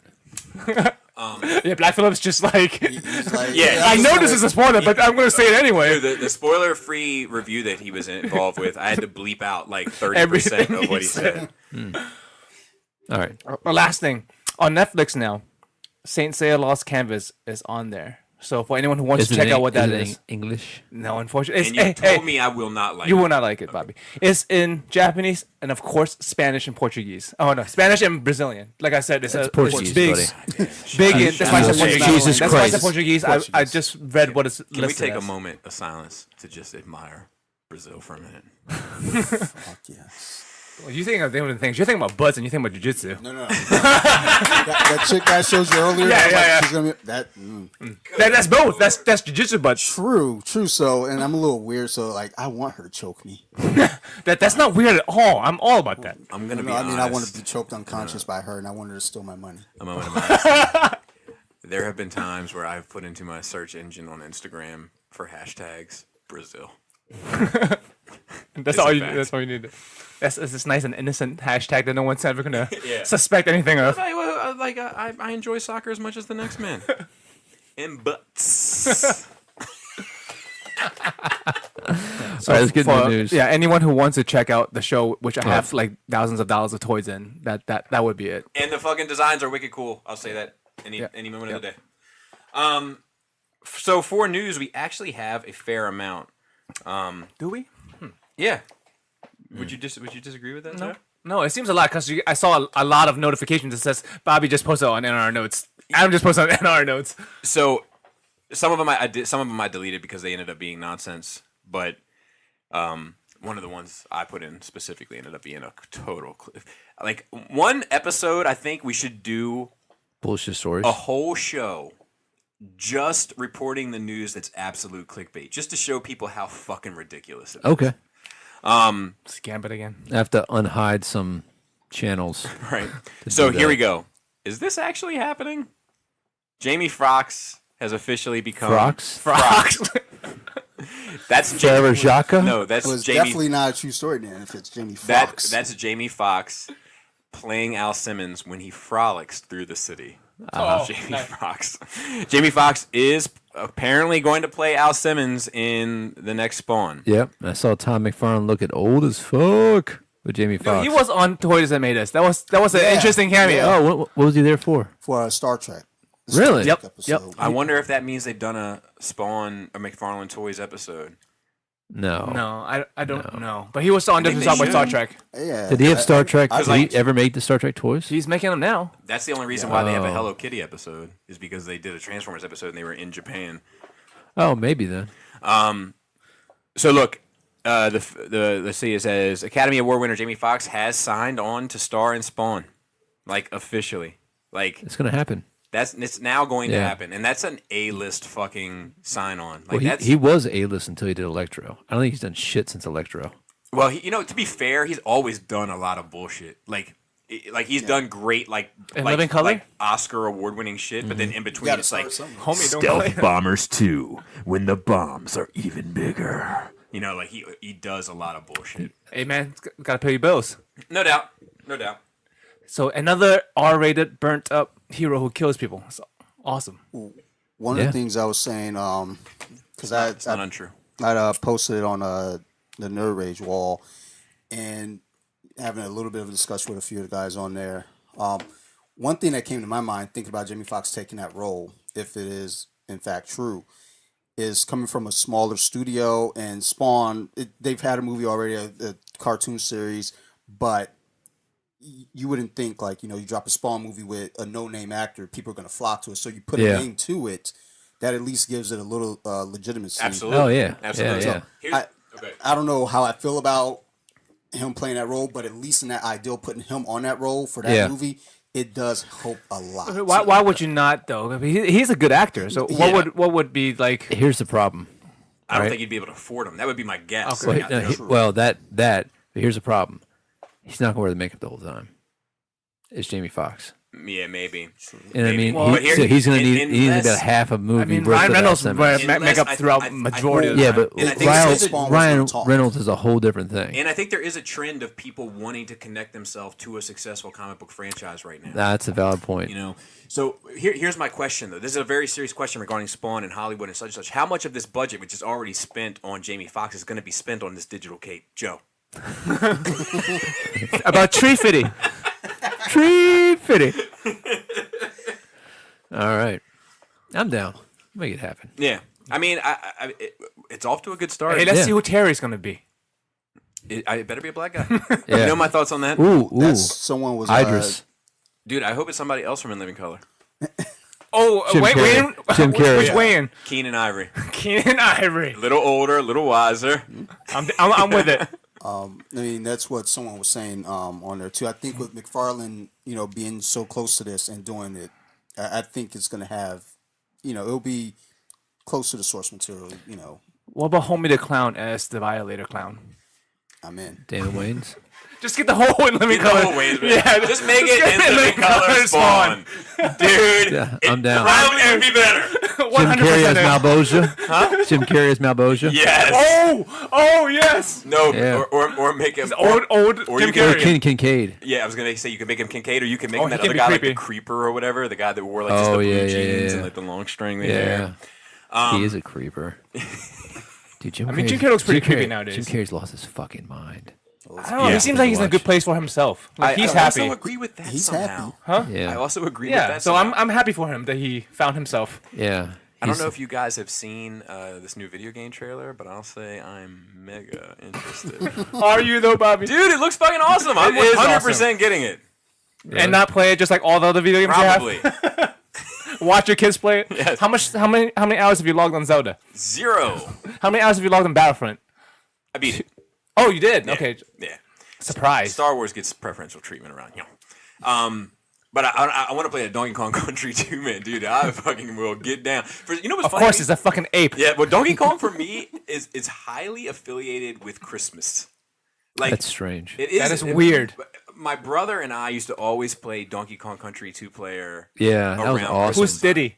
Around my brother. Tug. Yeah, Tug. For sure. Speaking of which, I went through all those fucking pictures the other day. Yeah. Well, Good stuff. you know what's funny is I real quick, this guy friended me on Facebook, right? And I accepted his friend request. And then I was thinking to myself, like, I know this guy, but I didn't grow up with him or anything like that, you know? And I was like, I wonder what a person who friended me that doesn't know me that well would see and affiliate by looking through my pictures. So like as a character study, I like went in and like just started scrolling through my pictures, and I came across like all these fucking pictures that like I was like I've sent you guys a group of them, and I was like just looked at a whole bunch of old pictures, and now I'm bummed out because it was like fucking Mario's hanging out, and Brutus is hanging out, and Tug is hanging out, and but yeah, this Mega Man game looks fucking awesome. It's scrolling game. Yep. Yeah. You know, like perfect. See, once I went Mega Man X, I couldn't go back to Mega Regular Man. Mega? I need Mega Man X. I need the air dash. I need the upgrades. And he got Hadouken too. Well, Yeah, you can I did, man. you can air dash in the 2D. A lot of the 2D ones also. No, The Mega new Man ones. X was 2D. Oh, okay. Then maybe this No, guy's a 2D. after Mega Man X, Maybe we were this- kids. It was on Super Nintendo. Yeah, After no, I that remember was, it. I remember like, the air. I remember seeing the air dash. Yeah. But it's all 3D after that. It's like different like reboots. But I don't of think Mega this Man. one is. No, which is Oh, good. okay, okay. That's why I'm in on it. Yeah, looks good, dude. Looks fucking good. I need a Castlevania like that is what I They need. have some really cool character designs for like that. Oh, world. hell yeah. Cut You know? Man. Yeah. No, that's And not one of the best. But Baseman. like Bomb Snake Man. Man. Snake Man looks fucking cool, man. I drew Snake Man like a lot. I think everyone drew some kind of Mega Man when they were You kids. also drew penises a lot. Penis Man. Dude, do you remember that? Do you remember on Super Nintendo there was that art game that you can like Mario Paint. Mario Paint, Mm-hmm. and like everybody drew like a butt cheek, and like hold on, I was like, just your people. I was like, so my cousin Steve and I. You know how like everybody like Dude, yeah, everybody I asked always did this, but they always draw like a fucking dick going in a fucking butt or whatever. Because there's a sound effects you can control the tempos or whatever, and one was a baby going but you can slow it well, you down. can make little music and You stuff. can slow down like No, It was funny as That's fuck, It's just dude. you. And your Nah, people. dude, I guarantee if you look it up on YouTube. all of us, but Hold on, mainly hold on. you and you need to work I'm looking on it up right now. I'm going to YouTube right now and looking up Mario paint porn. I bet you. That's what a a wonderful terrible. time that we live in that you can go to YouTube and pull that shit right up. And while Actually, look at this shit. That's fucking wild. And while speaking of Mario paint porn, we're gonna look at the next thing that's closest to that, which is Obi-Wan Kenobi, which is the trailer for fucking Winnie the Pooh drop, like the full. Oh, trailer. yeah. Did you watch it? Yeah, Dude. yeah. Looks good. Fucking hit my feels. I'm in. I'm taking my kids 100%. I was never a big Pooh fan. I mean, neither was I really. I used to watch Pooh's Corner where there was like the real people in the suits, not the cartoon trash, but like the real people in the suits. I just like that Optimus Prime is also Eeyore. But I didn't see Rabbit. But I gotta look at it again. But I don't remember seeing Rabbit in No, Optimus Prime is Eeyore. Yeah, I'm not sure. Yeah. Is he gonna be Eeyore again? A new I'm one? not sure. No, it's dude from Everybody Loves Raymond. Raymond. Oh, No, it no, sounded the brother. It sounded a little off. Tigger sounds on point. That's bullshit. Why don't you get Peter Cullen? He's not doing any of the Transformers movies right It now. might be pricey now. Oh shit. You know. all right. Don't look up Mario paint porn. No shit. not a good no idea. shit. We could have told you that. Apparently, there's a porno of Mario fucking Sonic. That's not what I wanted to get into. I've seen that. None of him fucking princess. I don't know. I'm not we'll find gonna go any further. I've seen that almost every year since 1996. Am I right? Let's see what else we got. Oh, this is good. Fantastic Four 3, aka X-Men Phoenix. The plot leaked. Oh, great. Do tell. I'm going to go into great detail here. Okay. If anyone doesn't want to be spoiled about this piece of shit movie that's coming out, back out now. But I can tell you it's so goddamn funny and ridiculous, you should stick around. So there was a screening of Dark Phoenix. I didn't know it was done. I didn't even know it it's was been done for like a Yeah, year. I thought they were Done. doing reshoots. Well, that was A back year in ago. Like I know, like December, or January. Like we're doing reshoots. Oh, that would make sense. And about it got the pushed. cameo. Everyone's already in makeup. Yeah. That was shot during the reshoots. That makes perfect sense now. And it got like it was supposed to come out this, like New Mutants was supposed to come out, and then Dark Phoenix was all supposed to come out like around now, like They would have summer. been fucked up by all these other good movies. And then Dark Phoenix got pushed. New Mutants got the pushed. summer's dead. Like movie wise. Yeah. Because everyone moved And, it up. and the soon fucked up, Yeah. the summer hasn't even started. Yeah, like Jurassic Park and fucking Ant-Man and Wasp. And like, It's that's another fucking, what is it, Mission Impossible? Ugh. Fuck yeah. Oh, it. Dude, I'm sick of seeing the goddamn trailer for Mission Impossible, let alone the movie. The Mission Impossible 5 trailer is the new Dunkirk for me. Dude, when you went to watch Deadpool, was there a fucking retarded R-rated Muppet movie Yeah, yeah. Dude, trailer that was they're so being- fucking they're bad? being sued. Are they really? Are they? Is it the one with Melissa McCarthy? Yeah. yeah. Yeah, they're being sued by who? By Muppet people? Sesame Henson? Street. Really? Yeah. Because this, yeah. I didn't Because read Muppet, It is so 'cause Muppet bad. is a term, right? Yeah, it Dude, Oh, it's trademarked? Not for nothing. Still? You think, dude? When I went and saw Deadpool, this older mom came in with like her 10 or 11-year-old son, That's and it made me fucking retarded. uncomfortable. Yeah. To watch the movie with that kid. Well, this one isn't. I would much rather show my kids this one than the first one. Well, Because of the sex scene. Yeah.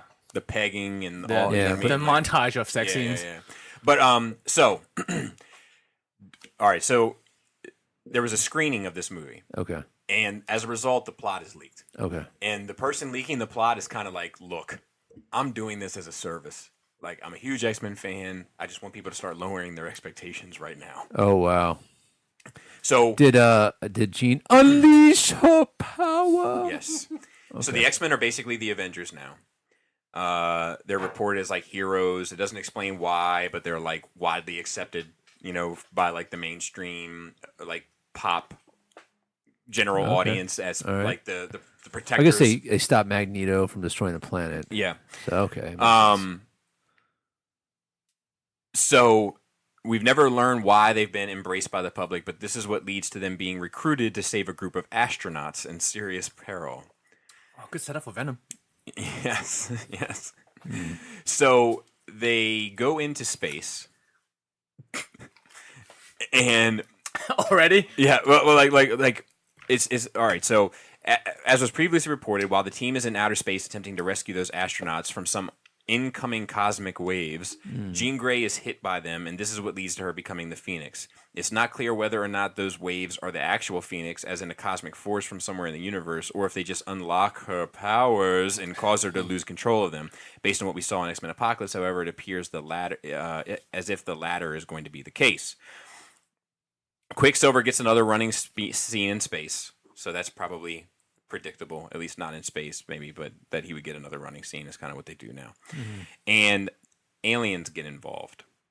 After Jean gets hit by the cosmic wave, she inadvertently blasts the spaceship into deep reaches of space, and it ends up crashing on an alien planet. For some reason, that leads to them deciding to declare war on Earth, and part of their plan includes getting their hands on the Phoenix, presumably because they know they can use that to wipe out any race they ultimately deem to be a threat. Okay, so she blasted them at faster than light speed into an alien planet, or through a portal? It doesn't Yes. clarify. Because I mean, the next planet is pretty fucking far from here. That is true. Here's where things get internet really gives me a disappointing. Oh no. Dark Phoenix's aliens are described as being gray and most definitely not Skrulls. Yes, they're able to shapeshift, but their powers are reportedly pretty underwhelming as they just levitate. Needless to say, it sounds downright bizarre, but how does Jessica Chastain come into play? She's just some woman the aliens encounter when they first land on Earth, and their leader steals her appearance, but for some reason gains bleach blonde hair. She later steals the identity of an FBI agent, which may explain how the government becomes involved here. The aliens are also never referred to as Skrulls, and while that could change, don't count on it because this is Fox we're talking about, and they've never been ones to stick to the source material. And I don't think they can. Like, I technically don't think they can use the Skrulls Well, Why not? Fox because I think owned- Skrulls are connected. What? I'm sorry. I'm sorry. What about Disregard. the not bird people, but like Birdman. the people who evolve from birds, like with Gladiator and what are those people called again? Yeah, like With the hair that's like this? Yeah, like that's what you were talking about, right? The Shi'ar. Yeah, the Shi'ar, yeah. So Jean Grey's Bird childhood. persons. So the movie has another flashback with Jean Grey's childhood and all that kind of shit. That like, but I don't need to go through all this. No. Continue. Okay. Continue. But Jean leaves the mansion, tracks down Professor X lied to her because Dad decided he didn't want her after it became clear that she's a mutant. As a result, Jean loses control and nearly kills everybody, blah, blah, blah. Mystique dies. Probably won't surprise you. That's part of the fucking movie already. It's been clear for a while now that I'm in. Jennifer Lawrence is ready to move on from the role of Mystique, so her being killed off makes a lot of sense. This happens when Jean loses control, and it appears as if her demise is what leads to her going full-on Dark Phoenix. Magneto is a villain again. It becomes something of a bad habit for these X-Men movies to essentially reset Magneto's position from wherever he was at the last time we saw him upon release of each new chapter, and the same thing happens here again. He's a villain when Dark Phoenix begins, despite the fact he was last seen embarking on a heroic path, and he's formed a pretty awful-sounding brotherhood. We'll get back to that. Hilariously, the movie even acknowledges the fact that this keeps on happening with some dialogue. So, like a self-aware, like, he's bad again. Oh, no. Beast teams up with Magneto. Doesn't really explain why. Just he's like, yep, makes sense to go with Magneto here. Well, didn't he have a crush on Jennifer Lawrence? Yeah. So when she died, maybe. The team don't wear their superhero costumes in the final act. So while you get to see at the end of Apocalypse, they all kind of put on their The classic uniforms. Yeah, they go to a black and yellow suit closer to what we see in Deadpool. Which I like, though. Yeah, I do too. And they never get back to the suit they wore at the end of Apocalypse. How the movie ends. Part of the aliens' plan is to gather all the world's leaders in one place so they can destroy them. Real imaginative stuff. And the final battle takes place To the outside plot of the first X-Men movie. outside the United Nations. It's apparently very Which is CGI also the plot of the heavy. first X-Men movie. And Charles and Cyclops do everything they can to keep these shapeshifters away. Meanwhile, an alien fleet is on its way to Earth, and Jean, who now sees sense, heads into space. It's not specified how Magneto and Beast tie into things or what the Dark Phoenix does for most of the third act, but as soon as she's surrounded by this fleet, she drops a cheesy line along the lines of, "I'm not Jean, I'm the Phoenix." And subsequently unleashes her powers, explodes and wipes these invaders out. Her fate is then left unclear, but she says goodbye to Cyclops physically as this happens. Oh, psychically, I'm sorry, as this happens. which we've kind of seen before also. As you're probably aware, Simon Kinberg was one of X-Men's Last Stand writers, and he said on numerous occasions that he sees Dark Phoenix as his opportunity to make things right. Well, that includes recycling an awful lot of plot beats from the critically panned threequel.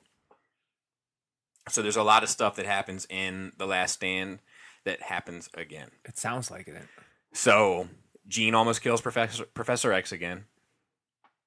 Cyclops and Jean have like a goodbye, I love you, I'll always love you kind of moment. And it's described as cringeworthy. You know, and obviously this is one person's opinion, so it's all how legit is this?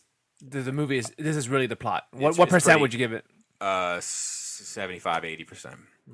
Magneto's Brotherhood is made up of random mutants.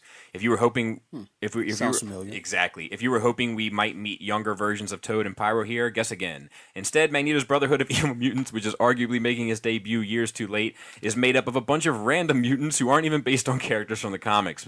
One apparently looks like Suicide Squad Slipknot, and another uses his dreadlocks like tentacles. Pretty lame. That's probably because it is, and fans will be disappointed.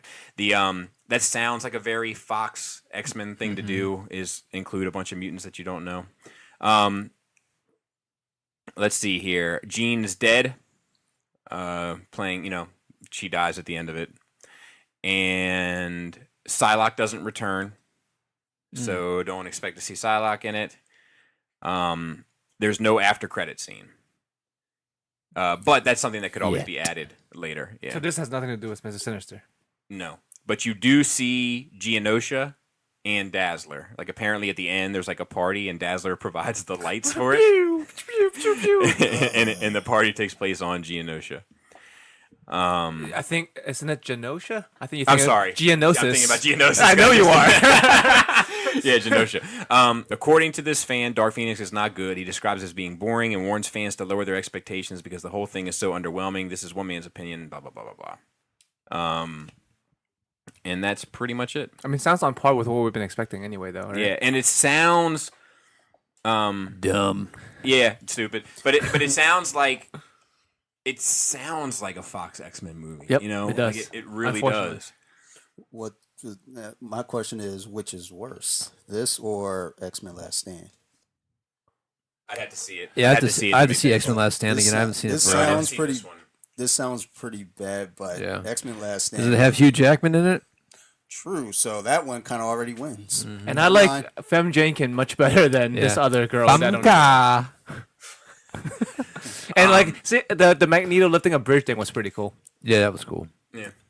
It has some good elements. Yeah, it has good elements. It was a shit movie. There's a lot of potential for Angel in that movie. Like there's a lot of things that were done right with Angel, but how about in Apocalypse though? No. Tick. Terrible. Let's see. And then we have something else. Now I'm kind of disappointed that I made you read that. I guess it was for the people. I know. But now, I feel like the energy's been sucked out of me. Like, I guess this is still happening as well.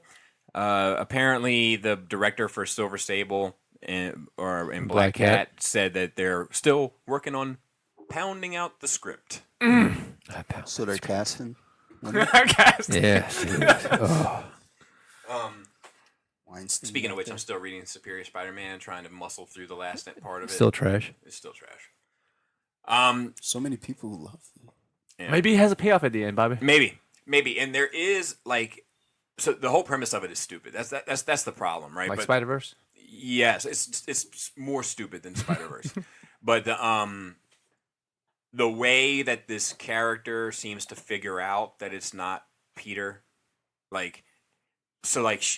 this girl Charlie, she's like a cop or something or whatever. She is Mary Jane and him not a thing right now? Well, they've been going through back and forth, and she's involved in this story, and that's all stupid also. But from a writing perspective, you're like, come on, she wouldn't she's spent most of her a life with him. Yeah. She wouldn't know that something's not right. I mean, the way he talks is different. You impotent fool. Like this YouTube guy. And he. Fuck, I gotta sneeze coming. Oh yeah, you gotta bring your knee up. Yeah, That sweet sneeze form you got. Oh. Anyway. Pinch my nose when I have to sneeze. Yeah, I like to let it out though. You know what I mean? You have the whole body into it now. I gotta put my body into it. But at any rate, she like goes to tell everybody. She's the one that figures it out, and that's kind of cool. But it doesn't really matter because what actually happened that she figured out is still fucking dumb. Dumb. Stupid. And then we have one last note, I believe. Lastly, new in the rumor report is that Ben may be around for 2 more Batman films and a tie-in, like pretty much like a shitty hand of spades. It sounds like he's in for 2 and a possible. I'll take it. It's fine. It's fine. Dude, I think we're still losing a lot on there. It looks too loud. Continue, please. All right, so we got some Q&A. Q&A. Let's do it. Q&A. I really, really, really wanna see your Q&A. We have a question from Paul C.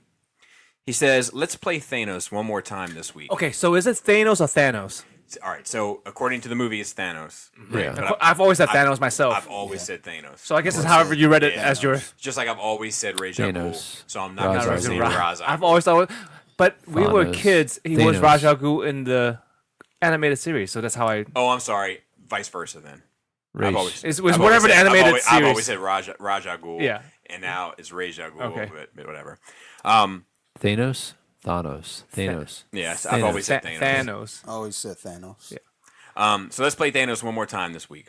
If you snapped your fingers and it destroyed everything relating to all but one fictional character / group's fiction, who / what would be your sole survivor? All existing fictions would cease to exist except for that property, but the survivor would continue on. For this question, everything related to that property would cease to exist as well. Toys, movies, video games, etc. Your childhood cartoons, gone. Suicide Squad 2, gone. But any ancillary products for the survivor would continue. If you choose Star Wars, the figures, the cartoons, the movies, etc. would continue on in perpetuity.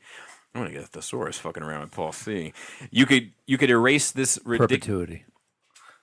Yes, you could erase you could erase the ridiculous Ghostbusters reboot, but that would also mean you would have to lose the original movie and any historical feelings you have for it as well. Only one thing stays. Will you choose something that holds sentimental value, or would you choose something that you currently love so that it can continue on? Paul C. This is a pragmatic one for me. Go for it. It's got to be DC Comics. Not 40K. No. Wait, is it a whole? Can you say DC Comics as a whole thing, or I thought he was more selective as in like one? Well, he said any character / group, but then he uses Star Wars as an example. Okay, Yeah. Star Wars is So a I'm whole gonna universe. Yeah, so I'm Okay. going to say it's a whole franchise. Yeah, so I would say DC Comics. I think it's Talk the about it. most. Well, I mean, it's the first superhero genre. You know, it's a modern mythology. You know, it's so rich. I think it can fill a lot of voids. I like to fill her void. You know, and I do. It's a painful choice. I don't want to live in a world without Batman. So that's what it comes down to. I find it. So in my mind when I read this email earlier this week, I was like, man, he's gonna wrestle with DC or 40K, but there was no wrestling. Huh. That is interesting to me because of just how much 40K is a part of your like day-to-day life. Yeah. It just gives me something to do. No bullshit. If DC came out with some good fucking models, some good models, and like fucking Night sets. models are good. The Knights model as a company from Europe, the miniatures, they look great. the Batman ones. Yeah, I mean, They're okay. They have a whole. They have Marvel. I've they have- seen them. Yeah. Oh, I Like, don't know. I have 2 of the Deadpool ones that are pretty fucking good. Okay, we'll see. They have options. Yeah. Okay, but yeah, there you go. Joseph. Oh, me? I get to go? Oh shit! You moved Never up on mind. the bus. Like, I can't say a lot of my favorite stuff because they end. Like I love my favorite like anime stuff. They're finite. So if I pick that, there's no more. That's all you get. You get the 26 episodes, or you get a 200 chapters, I would actually go with 40K. Because it's so much a part of my life right now. That's all I do on my spare time is build models. And it's such a huge universe. I mean, they haven't finished exploring What about the moles? prequel. Yeah. What about moles What? from Batman Returns? Oh. Yeah. So yeah, I'll pick 40K just because it's infinite with how much stuff they can keep doing. Yeah. I won't run out. That's interesting. And I haven't lost interest in it. Not the Gara of the Fog or whatever? No, like it's finite. I will only always have that 26 episodes. So it is a pragmatic choice. It is a pragmatic choice. 40K, I wouldn't say maybe my favorite thing of all time, but it's up there. It's probably my favorite thing of all time that's infinite. Just want to point out that Joe's choice is very selfish, and my choice is for the world. Oh yeah, dude. I want to say that I've been working a lot of overtime, and I've been thinking Thanos is way too nice. That's definitely more than 1 out of every 2 people that I want to not exist anymore. Oh, God. I just want to apologize to Joe, so I'm one of those people. Dante? I'm gonna be honest. I don't really know. Like it's Holy shit. Emergency. Poop is Everywhere.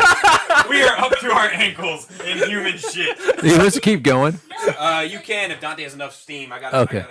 That was fucking hilarious. It's oozing out of her, she said. all right. There's fucking I shit. smell it.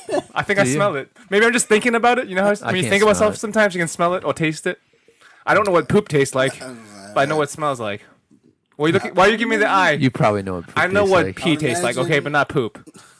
Wow, this is weird. All right.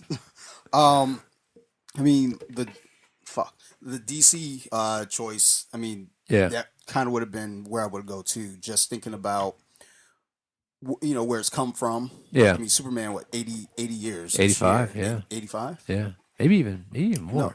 Maybe you're right. I think it's 80. 37. Yeah, because 81 they're years. like hyping up at Third Eye. Was it this year or last year? I don't fucking know. Yeah, But 'cause I think 37, right?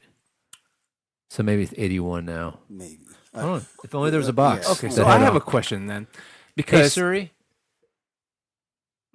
Hey ding, Siri. ding, ding, ding. Sorry. Quit being a What bitch. year did Superman come out? Computer. Man of Steel was published June 10th, Nope. 2013. Bitch. She knows what What matters. year did the first Superman comic come Action out? Comics #1. Batman v Superman. Justice. What Just year type did that in. Action Comics come out? Jesus, what a cunt. I think it's 1937. Action Figure Comics was released May 9th, 2017. Oh my You're God. a dumb bitch. Fake nerd. But the thing is, if you say, DC is the only thing you keep over Marvel, I guess we're talking about, right? That's the 2 big ones we have. Yeah. Then you would lose all of the Marvel movies. Oh, you're right. 1938. and June all of the 1938, possible so it is- future it is Marvel 80. movies. Yeah, and that, well, I mean, that's a big see, loss in a cultural sense. I mean, dude, it's a big loss no matter what. Yeah. I know, but like I'm saying, So- you were saying, it's for the people, not for yourself. So all right. what would be a bigger loss? A loss of the So DC Comics, or there- loss of the Marvel film? There's a like- few images that everybody in the world fucking recognizes, like the cross, the golden arches, and the fucking Superman symbol. Yeah. You know what I mean? So like, I like, don't get me wrong. What Marvel has done for the last 10 years has been amazing, but don't get it fucking twisted. If there was no DC Comics, that shit wouldn't exist. Marvel Comics would not exist without DC Comics. So I'm just saying, like, pragmatically speaking, like, of all this nerd shit that like, we probably have DC Comics that supports all. Like, DC Comics is like the fucking linchpin. It's the fucking keystone, in my opinion. I might be wrong. I mean, you also think about it too. If you wipe out the MCU, wipe out Marvel, and we're getting the movies that we're getting now. So those Marvel movies, great. It works. They all come together, great. And now you got DC trying to play catch up to them. Yeah. And it's just fucking them all up because they're trying to play catch up to something that They should have been just doing their own thing at their Yeah. own pace. Yeah. their own agreed. thing. So you erase that, then maybe they actually get on the track and do it right. Yeah. Maybe they I mean, won't dude, try to. I mean, I know, but not I'm for just nothing. saying, Like, the first Superman movie when it came out was fucking. I still love that. I movie. liked it. I'm And the just first saying. Batman movie when it came out was fucking awesome. Like, That Michael Keaton Batman. No, I love that Batman. Batman Returns. I love those two Yeah, movies. Dark Knight's awesome. Dark Knight Returns is awesome. I mean, Batman Begins. Yeah, Yeah. the whole that whole set. It's a great set. Green Lantern. Oh, never mind. And the thing is, though, when you compare the two, which I mean, you can't. Well, like people argue it either way, but if again you don't have that MCU for DC to say, well, you got to play catch up. We're going to make all that money. Now they come out and they do their thing smooth. Because maybe they'll do well, but we don't know. Maybe. That's the thing. We already know what leading up to Infinity War. We know what they have up to Infinity War. Up through Infinity War. Came out 2013. Yeah. So Man of Steel's still a good movie. I mean, yeah. DC's been doing good movies for a lot longer than Marvel. I mean, 79, 78. 78. Yeah. Well, and I mean, but we're not talking about that. We're talking about the wiping out of shit versus what to keep, right? So if DC's there what he's saying is DC's there by itself, and it could flourish in that area. Yeah. Who knows they're how not trying much? to play catch up. They're not trying to match anyone. They're just trying to do their own thing. You don't think there was a magic to what Marvel did? No. I mean, they had. I think they had the right group of people at the right time to do absolutely. what they did. They've had the right group of people at different times to do what they did. Yeah. Well, like when Man of Steel came out, like Man of Steel was good. Yeah. There are people. There was actually I was at a Ravens football game and there was some chick that came up to our suite because we ball like that. And she apparently knew someone that worked on the set, and she was talking about stuff that was like, "This is bullshit." But then when the movie came out, it turned out to all be accurate. She was talking about Amy Adams being Lois Lane. She was like bitching and complaining, saying Lois Lane is not a redhead. And I was like, "What the fuck is this bitch talking about?" Yeah. And she's talking about the beard and everything. And then when it came out, I was like, "Okay, I get what she's saying, but she's still an idiot." Mm-hmm. The movie was good. Mm-hmm. I still love it's that great. movie. Yeah. When I lost my hard drive, I lost that movie. I actually got to go out and fucking buy it, which I'm willing to do. But, and if you're going based on right from there, because that movie comes out and then the MCU really kicked it up a notch. Yeah. After that point, it's like we got to do something more extreme. Yeah. BVS. And that wasn't a bad movie. I liked that movie too. But then it's like, all right, we still got some steam. Let's go with Suicide Squad. And I like the first 40 minutes of Suicide Squad. Yeah. It's almost like, again, they're chasing them. Yeah. I read this article about Zach's original idea, and I think that if we got Man of Steel, the uncut BVS, Justice League, then I think a Man of Steel 2, and then a Justice League 2, I think. Or Justice League 2 and Man of Steel 2. That was like his original, what he wanted to do. I remember seeing that like a long time ago when they were talking about movies that were going to come out. And they're like, Man of Steel, BVS, I thought it was Justice League. Yep. Then Man of Steel 2. And then Justice League 2, Part 2. They had led to the dark side. Yeah. But I think, I think them doing the fucking Suicide Squad, what else did they do? Wonder Woman's in there. Wonder Woman was good. Wonder Woman was good. That's one thing I was saying to Bobby earlier. It's like, and I liked Wonder Woman. It was a good movie. It's I probably won't watch it again. Yeah. But I'm glad that I did. And I'm glad that I own it. Yeah. But it's one of those movies where then I started asking myself, though it was good, and I started saying, now am I only saying it's good because if I say it's, if I pick out anything, am I now sexist? Yeah, dude, that's some real shit right there. Because when I watched it 3 times. I watched it. Me and Sarah watched it, and then my goddaughter and I watched it. And I just watched it, let me now enjoy it myself. Yeah. And that third time, I was like, it's a fun movie. Yeah. But Mustache, dude, how bad was it? Oh my god, dude, it was a disaster. Was it a dog? No. Oh, the baby. Yeah. Oh, okay. So I don't allow my baby to shit. Yeah. It was like a poop cake. Oh. It was like. Did it come up her back? Oh yeah. It was on her back. I mean, like it was everywhere, and like to a point where, like, when I showed it, like when I went to investigate initially, Jane was like, "Oh, dude!" Like, but she did run in here saying it's an emergency. Yeah. I thought someone fell. I thought the dog had died and released his bowels. Oh God. Yeah. This devolved into a Marvel versus DC thing. No, it didn't, Joe. That's not true. That's what Dante's thing was, he was talking about DC. He's like, well, you really want to let go of all the MCU movies. And that was my question. And Dante was like, well, if Marvel wasn't there to get in their way and they didn't feel like they were in a race to it, maybe they could have done something better. All right. But what would your choice be? You haven't given us your choice. I mean, initially my choice was to keep Marvel, but then, think about the history of DC. Mm-hmm. I'd like to see DC, if Marvel wasn't there, see what kind of movies they could have made moving forward. Yeah. So I'd keep DC as well. Yeah. I would have pegged him for a Marvel. Yeah, I would too. Well, I would yeah, too. and that's the thing. Like, I grew up Marvel. I love Marvel. But like, as I get older, it's the natural way of things. Yeah. I hate the never grew whole team this or team that. It's like I just like I like my things. I like things. Don't touch my thing. Don't touch my But touch my but yeah, things, my bras, my things, my personal things. Don't touch Dante's. Don't touch Dante's wrist pieces. I play it on my phone now, Also a so Yeah. so there's no risk of anyone getting hurt. So to speak. But when you really think about that history of DC, I mean, Yeah. you can't really. It's compete 80, with 80 that. years. Yeah. So yeah, I'd keep DC around, and hopefully, What? you get some big things without Marvel. Yeah. While you were gone, I mean, who knows?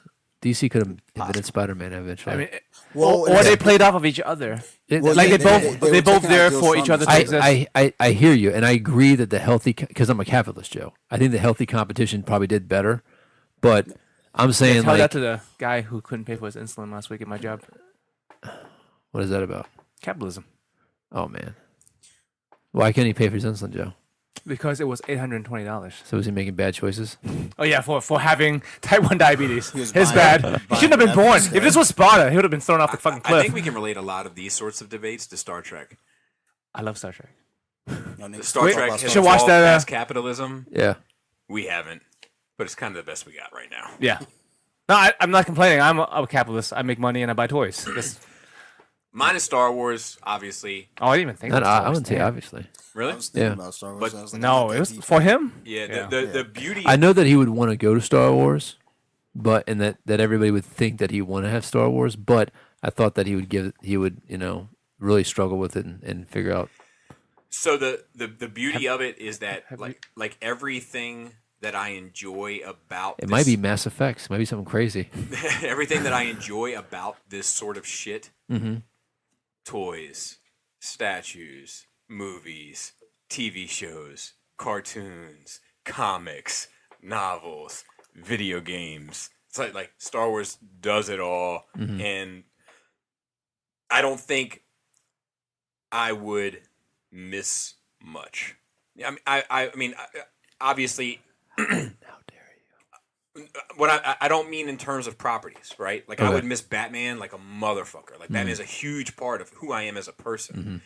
But in terms of what the DC franchise has to offer me in terms of media and content and merchandise, that hole wouldn't really exist because I can get everything from Star Wars in that pocket.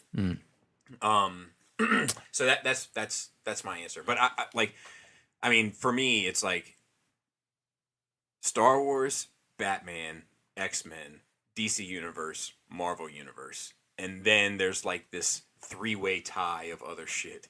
Like Turtles, Transformers, and Mortal Kombat. Wow, Transformers didn't make the top 5. If there was no Not when you Transformers, separate it like that. If I just go DC period, Yeah. Marvel period. Okay. if there was no Transformers, there would be no. what you There said? might be no. Because that's not what I Yeah, mean. yeah. There might be no Bobby Skullface.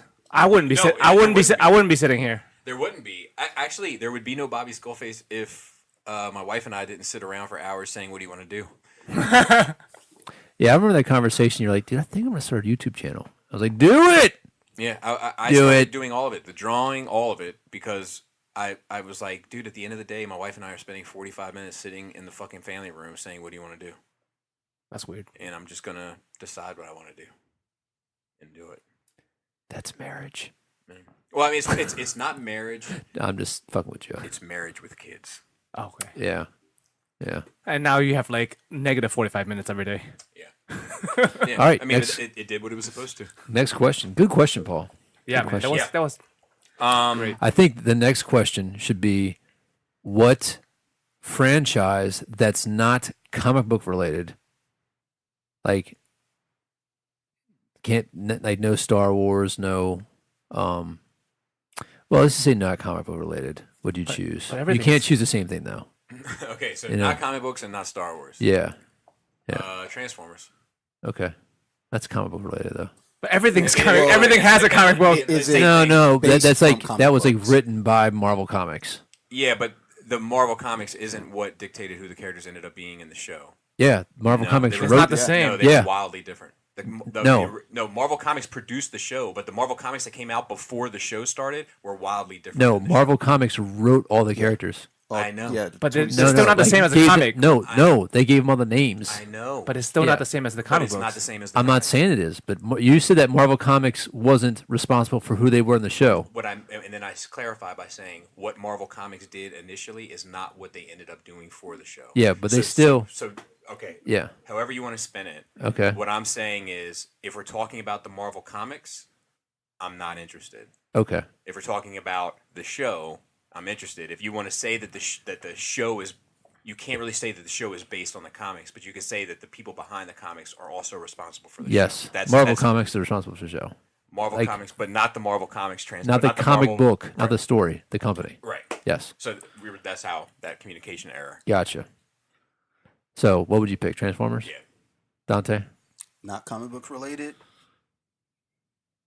It's not too much in my world that's not comic book related. Right. I don't.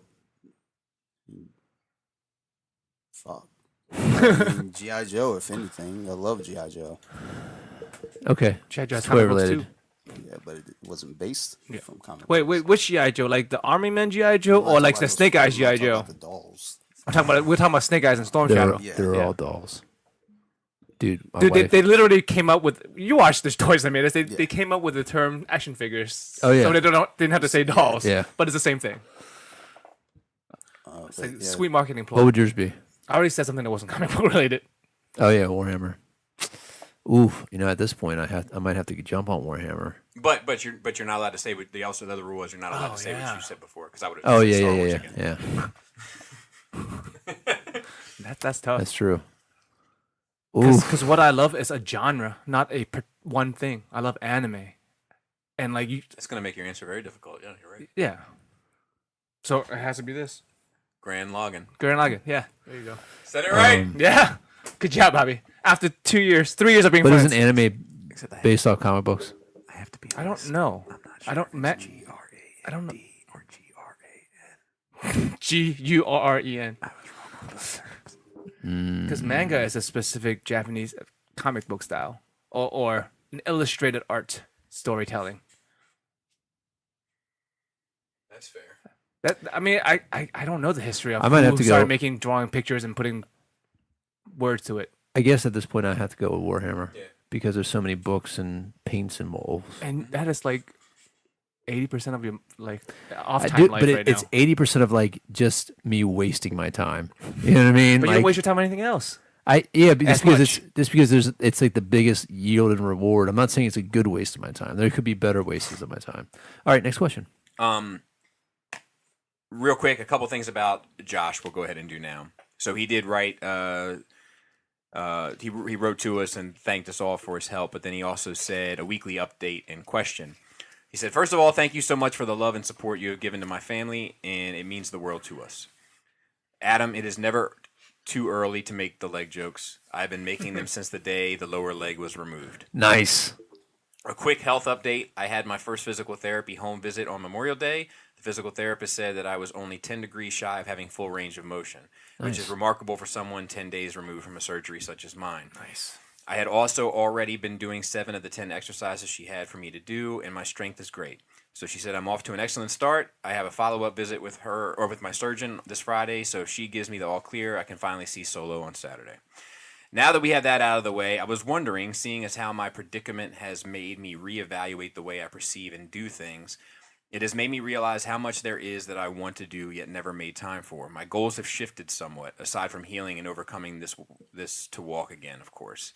So I can make more time for things I thought were out of reach prior, such as going to TFCon, taking more family vacations, that sort of thing. I asked this question on Shadowcast as well, so Bobby, you can answer either here or there and exempt yourself if you wish on the other. But what are some things in your life that you have always wanted to do that you never made time to do, whatever the reason? What would you have to do to make those things happen? As always, many thanks for the weekly smiles and laughs, and thank you all so much again for caring about a fellow collector enough to do all you have done for us. We love you all here at the Fisher household. Wow, Sensei's one step above the game. Or fuck, one step ahead of the game. God damn it! I gotta redo that. It's cheating. Well, it's funny. I'll chime in real quick here. When I fucked my back up, one of the things I started thinking about was, fuck, like I couldn't go downstairs for like 48, 72 hours. So like I didn't see my collection for like 72 hours. Oh, okay. And I was like, is that common? Like you come down here every day? Yeah. Really? Yeah, to do something, grab a book or get a movie or whatever. And I was like, if I can't see that shit, I don't give a fuck about it. Mm. Like I did come to that realization. Like if I go blind tomorrow, sell it all.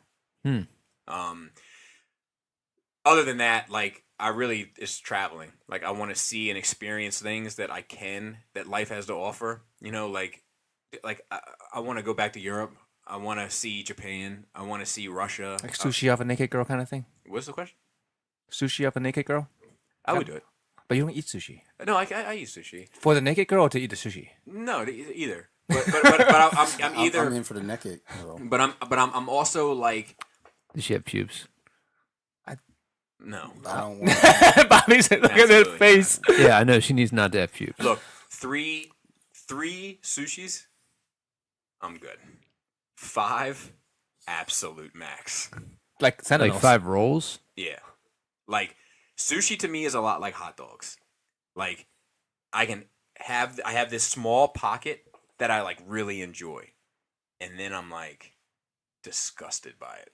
Uh-huh. Interesting. Yeah. Okay. Like, dude, like, I've never been to Los Angeles. And, like, as much as I love, like, the movie industry and shit, like, I would love to see Hollywood. I would love to see, like, the film production studios and stuff like that. Take, like, some of the lot tours and all that. Like, that's my shit. Yeah. So funny, man. Oh, and I was also real quick, just as, like, other things that we didn't mention when we talked about the Lucasfilm buyout. Okay. We talked about Star Wars and Indiana Jones, but it's also THX, Skywalker Sound, and ILM. Like there is a lot of money there. Like THX is like it does everything. Everything. I kind of forgot that Disney owns Dr. Jones. Anyway, you guys. I don't know, man. Like, I do think my wife and I, we talk all the time. We work a lot. Like we both have our own jobs. We both have like little side gigs on and off. We're trying, we're getting started on another one, and we're kind of, a little trepidatious about that because it, once that dam breaks, it just comes rushing. You don't feel like you make enough time for other things, and like my kids are getting older, man. Like 11, 9, and 8. And it's like, fuck, that time went by fast. I mean, my youngest kid is 8 years old, man. I'll be 8 years old in I June. still keep thinking of her as fucking 4. Yeah, it's fucking nuts, man. So, like, I would like to travel, but then, like, when I travel, I fucking hate it. I fucking hate getting on planes. Yeah, you're not much of a traveler. Yeah, like, and I'd much rather drive, but, like, I got to be with the right people to drive. Yeah. Now, I like going places, but, like, I don't know. I got to go someplace for like a week and like just not have any fucking responsibilities. I don't like sand. So like any coastal areas, get it out of here. Don't want any part of that. So I don't know, man. Like I think the big thing for me, which is funny because I've been doing a lot of reading and a lot of studying recently, is like just learning shit that I don't know. So like finishing school and whatever, that's like one big thing that I just never did. And not that I think there's any external value to prove to other people, but like prove to myself, just like to complete something else. So yeah. Even though I'm kind of pissed at myself for doing it because it's been bullshit. I mean, utter bullshit. Yeah, I mean, an online school is not the same as. Yeah, I hear you. I mean, I've done both. It's just I've done both also. Yeah. I mean, my junior and senior year was a split between the two because I was working full time and going to school and like online classes, man. Like, I almost feel like you should just be able to buy the goddamn degree. Yeah, I agree. Like. No, I literally think that I should be able to go to a panel, and they ask me about my life and ask me about different things, like they do with celebrities, and I would articulate it. Yeah, that's what they do, and they're like, okay, yeah, you have enough life experience, to have, for this degree, you're good to go. Yeah. Boom, you're done. All right, so that's it. What about you? My no kids privilege. I do what I want. There's nothing I want to do that I haven't done. I think, except for have more money to buy more shit. That's There's it. nothing. There's nothing out there that you haven't done that you'd like to do. Skydiving. No part of the world you want to see. Nothing that you... I hate to travel. Wrestling a octopus. No, that's dangerous. No.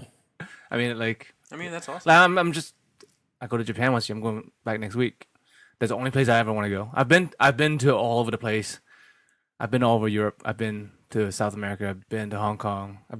I didn't like any of it. It's all bullshit. It's the same. It's fucking grass. It's fucking trees. It's fucking people. It's fucking buildings. That's I don't give a interesting fuck. because I've only really been outside the country once. Well, I mean, not counting Canada, which is like America Junior. it's like the loft apartment over a great big party. but like I've for me it was a life-changing experience of like, wow, people Going to Europe? Really? Like the world is so different than just what I know. It's to me it was more of the same. Like I mean I see the differences, but what I really see is it's just people in another location on Earth. People. Yeah, but it's just, I mean, just same thing like fucking Japan, like just culturally, it's just like, so different. Yeah, I mean different things are different, It's but most people love traveling. better. Like I would say different. Better. I like anybody being able to go into the bathhouse. You know what I mean? yeah, that's true. No, I know I'm the outlier in that sense. Most people say they want to travel. I'm the only one who wants to just stay at home. I know that. No, Yeah, I wish we could. I also have a question for you specifically, Dante. Do you think you would have an advantage or be better or worse at BJJ if you're missing a leg? There's one less thing for you to lock up, right? At the DC, You have a thigh. The DC Open back in April, there are two competitors that didn't have legs. Both legs? Yeah. Well, no, one I know was missing both legs. From where down? The knee down. Okay. They had And then there's thighs. another one who I think he had one leg. I'm pretty sure, like the entire. Dante leg was might cut gone. off his leg to get better To get an advantage. Like no bullshit. You know what I mean? No, because my legs are a big part of my game. Dude, I'm just fucking with you, for bro. sweeps. But Sweep the leg. Dude, is anybody here seen Cobra Kai yet? I heard it's fucking awesome. I've been hearing good things. I about heard it. it's I have fucking not amazing. seen it. But I'm not going to pay for YouTube. It's Yeah, against my fuck YouTube. religion. So Just make continue. a fake account. You get the 1 week trial. Free trial. And you watch. Oh. That's what I'm gonna do this weekend. Just Okay. fuck it. Okay. But so did they do better or worse? Or the same? The guy with one leg, I don't think he won his first match. The guy with no legs, I know he won at least 2 matches. Oh shit. So, there's a guy who was missing, I think, this much of his arm. Like, Oh, I think the arms would be forearm. important for BJJ more than Yeah. the legs. But that guy ended up winning. There's a not at guy this that's tournament. he's a quad amputee that he fucks people up, man. I saw Yeah. that video about him. Yeah, Jeez. Like I've he's got seen that. half of a bicep, an elbow, and like mid thigh. Maybe strong neck. He's got a strong as fuck, but like he still wraps people up, dude. It's crazy Like looking. how? I don't Well, know, man. You have to really. It's a matter of just knowing your body at that point. You know you don't have those other limbs, so you have to really, like. I mean, you work a lot harder, and for all that extra work that you're putting in, I mean, you better be on it. And I've seen guys. I mean, and being blind, it's a little different. But I mean, people without vision. Oh, because of the contacts where you're always touching, so you can grab. I something. roll with my eyes closed. I get sweat in my eyes. I'm just like, and people are like, "Are you okay?" I was like, "Nope, just keep going." keep Just going, using keep the going." force. Yeah, as long as I can get a hold of you, I know what I'm gonna do, so I don't have to see anything. But as far as limbs, I feel like, at least for me, because I haven't rolled without limbs, but I feel like for me, I would. I like how you put that in, just in case anybody was curious. Have you rolled with somebody without? It's got to be have like not. different because they're missing something for you to grab I onto. haven't even rolled to Best Buy with them. Well, honestly though, for me though, it's like if I know you're missing your left arm, it's like it's not even an issue in my head. I'm just like, well, fuck it, I'm gonna tear up that right one. So I think like having no limbs, I don't think it serves any real advantage. Either way. Like with the guy missing his legs in IBJJF, you can't do leg locks anyway, but there are other tournaments you can. I mean, you're safe. I have no legs. I have no legs. What was your question again? I forgot now. Like like Oh, regrets. What are your regrets? not necessarily No, regrets, regrets. Things you want to do that Things you you haven't wanna done. Regrets? I have a few. but things you want to do that you haven't done. I'm a real basic fucking person. There's not a lot. Basic bitch, Dante. Fuck yeah. Because I was thinking, like, yeah, I don't like to travel. That's not my thing. What if Dante's like, kill a man? Well, I honestly, I mean, because it's consuming my life right now, I'd find more time to really get into jiu-jitsu and fucking just go fucking all in and try to get to that black belt. It can take you 14 years to get a black belt. At least my coach, I think, did 12 or 14. Did you know Ed O'Neill? Yeah, he's a is a badass. black belt. He's a badass in BJJ. Jiu-jitsu. Fucking Al Bundy. Yeah. There you have it. There are a lot of celebrities that, I don't want to say a lot, but a lot of celebrities are doing jiu-jitsu and moving up. I think Batista, I think he's purple belt now. Yeah, but like Ed O'Neill's been in jiu-jitsu since like Al Bundy days. Yeah. It's fucking crazy. Well, and it's weird because I remember seeing that years and years ago that he was a black belt before I even got into jiu-jitsu. And I was like, that's fucking cool. Guy Ritchie is a black belt. Yeah. He actually competes. Well, he used to. I don't know if he does now, but he's competed in like IBJJF tournaments. And I think one of the things that was issue for him was like people see, a celebrity name, so they definitely want to take you out. The fucking guy, the food guy, Anthony Bourdain. Yeah, I know. He's a blue belt. Purple, he might be purple now. Yeah. He goes and competes in the competitions. So, in Demi Lovato, that's one that's been getting a lot of controversy, at least from what I see. Whenever I post up anything about her, a lot of people always have a lot of shit to say about her being a blue belt. They're like, oh, well, the cool thing is now for celebrities to do jiu-jitsu and whatnot, but you have all the time in the world to go and train. Think about it, it's like, well, every time I see anything about her, she's on tour, she's recording or something. So I wouldn't go as far as say you got a lot of fucking time. I mean, yeah. But I think that would be the thing for me if I had no attachments. I wouldn't really do a lot of traveling as much as I would just Attachments. You know what I mean. Talking about losing legs and arms. I was gonna say losing, Some more jiu-jitsu. I mean, not just jiu-jitsu, just martial arts in general, because I think that's important just as a whole, like with character. Would you ever do any more like traditional martial arts? I know. Wait. Well, like I mean, jiu-jitsu is like the first thing that comes to mind. What about what's up? Karate. I would. Do, Hey man, I did karate. I love karate. I do karate. Just because wanted to say karate.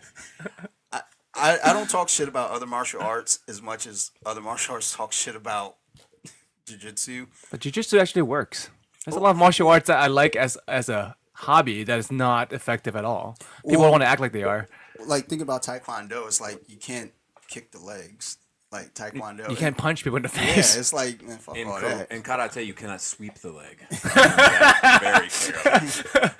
But honestly, there's no martial art that's better than any other. I mean, because I know Depends on what the purpose is. If you want a street fight, or you want to be good at fighting, you learn MMA. That's yeah. Well, that's what I tell people. we've found out as a human race that the MMA is the best at fucking people up. Learn a decent amount of everything. Because if you guys try to jump me right now, that's my ass. Like no jiu-jitsu's helping me. I don't know. One guy got fucked up back. Especially with that rib. Oh yeah, that's right. You fucked up too.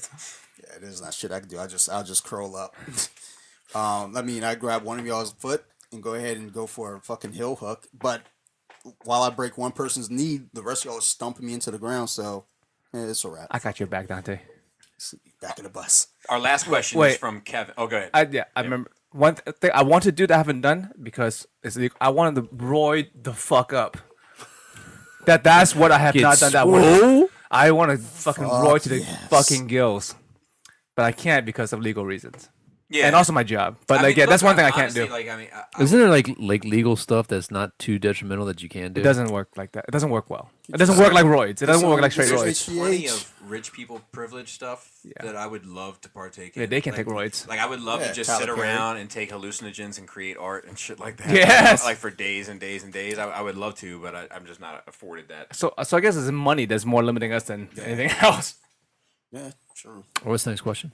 It's just a quick one from Kevin. He just said, I really want to hear what Bobby thinks of Netflix's Evil Genius and some back and forth from Adam. Hopefully we can have that next week. Okay. And then he said, did you guys ever check out Wild Wild Country? I did. We talked about it here. Yeah, I watched the first 2 episodes. I haven't finished it. Okay. What Yeah, about I Wild liked it. Wild West?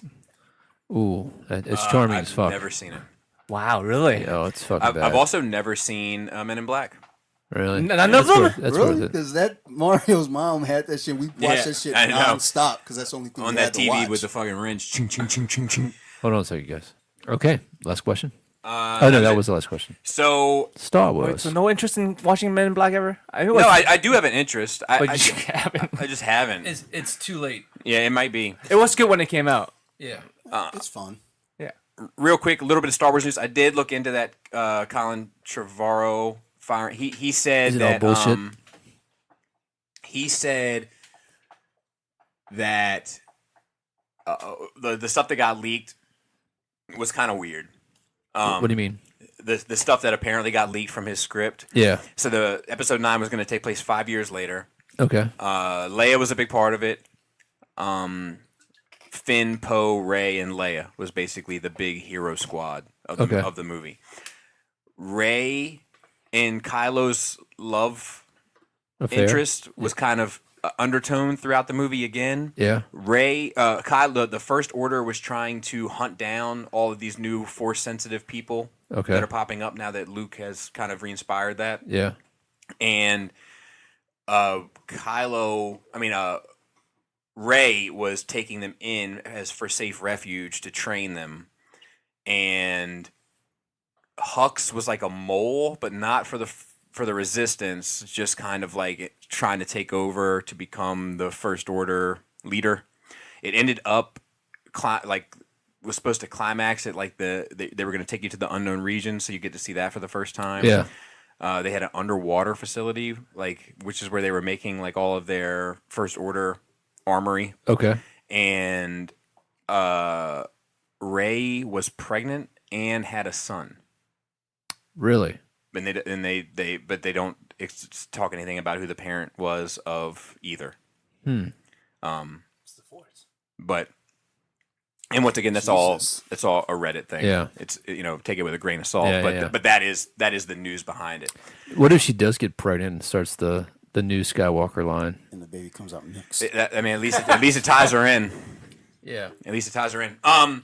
So Boba Fett, where? The director of Logan, James Mangold. I'll tell you who Mangold is. Supposedly signed on to direct and write the Boba Fett spinoff movie, which we'll see. It'll be fine. I think that I like the tone of Logan. I like the directing of Logan.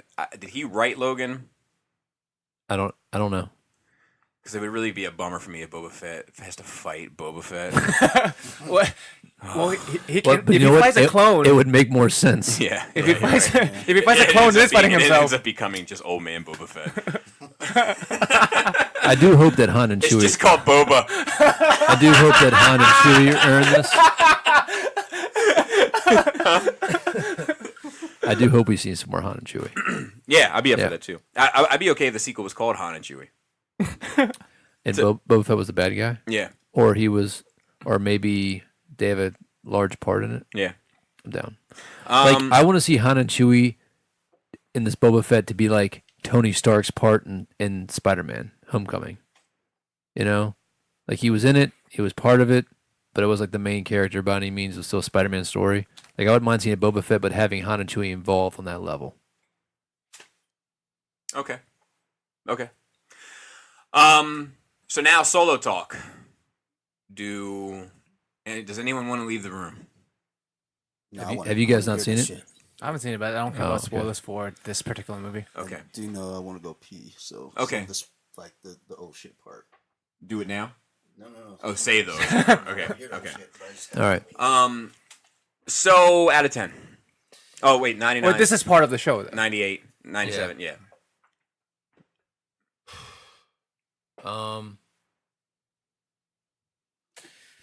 Out of 10, that's a tough one, man. 12. Out of 100. I'm gonna give it a 7. Okay, I think that's fair. I'm giving it a 7, but I enjoyed it as if it was an 8. So I gave it a 6, but I enjoyed it as if it were an 8. Okay, is that what you said? Motherfucker, you make up your own rules. Yeah, well, like, that's the thing. Like, Because so, like like it was you say, enjoyable. you can enjoy a Transformers movie and still see it's bad. Yeah. Right. Same thing. Okay. Like Yeah. this is a 6 out of 10 Except movie, we're but honest with ourselves about the script. but I enjoyed it. Okay. You know. Yeah. But you know, to be fair, I don't know if I can't enjoy Star Wars. Clone Wars. The Clone Wars movie, I did not enjoy. Yeah. So for the most, I don't know if I can't enjoy a live action Star Wars. I just don't know yet. I haven't. You haven't seen it yet. Holiday special, probably. Yeah. But I Don't haven't- do it. I haven't tested myself. Don't do yet. it. Actually, fuck it. Maybe we should do it. Maybe we should see if we can get through it. Yeah. Do a commentary. Do a commentary. Yeah. Maybe. So bad, dude. So what? Good, bad, and ugly. All right. So let's go. Let's do the ugly first. Okay. Because there's a lot of ugly. For me, there's not much ugly. Like the ugliest part of it is it is very disjointed storytelling. You know, it is 3 acts that are All independent stories. they almost don't matter. You know what I mean? They all matter, but they don't matter to one another necessarily. Yeah, yes, that's what I mean. Yeah. Like They all matter to who Solo is. You could make that movie a Pulp Fiction type movie and tell the story backwards. Like tell the last act first, the first act middle, and the middle act last. And I think it would have been a better film. So is it like a? I think it has the first act has to be first. Okay. Does it? I think so. I don't think so. I do because it's like how he meets Chewie. I know that like we can just start out the Chewie's there, the bad guy's there. Oh, so I thought you meant in one film. No, yeah, like I'm saying, you can Pulp Fiction it. Like Pulp Fiction is told out of order. Yeah, I don't agree with that necessarily, but I do think that all 3 of those stories could be independent movies. Like yes. all 3 acts of this movie could be drawn out to be 3 separate movies. Yes. And tied to a trilogy where it would all make sense to have them tied together. Yes. You know? Yes. But in one cinematic experience, it's like it is disjointed. Yeah. It's like To watching the 3 fact. episodes. Yeah, it's like watching 3 Netflix episodes back to back. Yeah. No, I don't. I think that Netflix is more jointed than that. It is. You could definitely tell there was trouble. You know, and maybe that's because we knew of all the shenanigans that were going on. Apparently, Omar from The Wire was supposed to be the villain. Oh, really? Mm-hmm. I wonder what difference that would have made. I mean, not that I don't like his performance. It'd have been a huge difference. I think it would have been a different film. Because Ned Beatty, not Ned Beatty was his name. Whatever, Vision.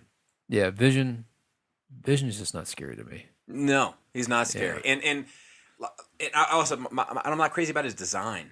Yeah. Like, I think that Star Wars has really cool character designs for villains, especially. And he's just kind of like a guy in pants. You know what I mean? Like, He needed some pipes. you know, he's just a guy. Now, I did like how certain things. So that was like the ugly bit for me. The bad bit. Wait, let me give my ugly real quick. Yeah. Just and this kind of reiterating, but like Han speaks Wookiee in this movie, He's never done that.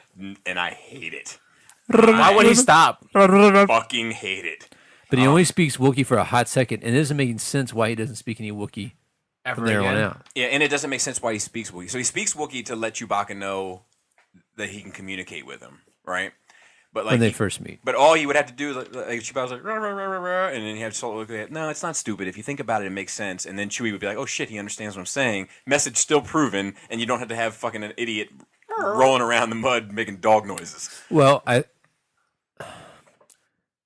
I disagree with that because of how the conflict that they put them in. Like Chewie might not have been saying anything, just being like ah, because saying ah and hello and Wookiee probably sounds the same to us. Maybe, but even if he was just like, if he was like, oh, you're a Wookiee from Kashyyyk. I'm familiar with your people and I'm an ally. I'd be like, better. This is better. Maybe. But that was an ugly for me. The other ugly was the Kessel Run. It's just sort of wasn't what you expected. It's like it's confusing. It's lights and sounds. It's smoky. It's smoky as fuck. You know, it's just like I've got a good feeling about this. I do like that.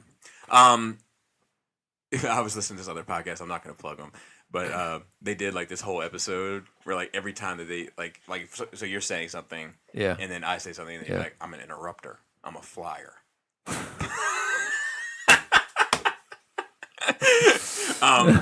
But anyway, and then my other big ugly thing is Han doesn't have a name, like a last name. So like he goes to like apply to like the Imperial Academy, and he's like trying to get out of there in a hurry. So they're like, "What's your last name?" And he's like, "I never had one." No, who are your people? Whatever. And he's like, "Oh, well, you're by yourself." Yeah, always been by myself. I'm a loner. And he's like, Han, and the Imperial Han, one man show. No, too long. Han, lone wolf, 2 on the nose. Han Solo, and I'm like fucking dumb, stupid. Like you know what I mean? It wasn't that bad. No, it's not that bad. Yeah. But it like for me, that's what I saw. You know. So that's my ugly.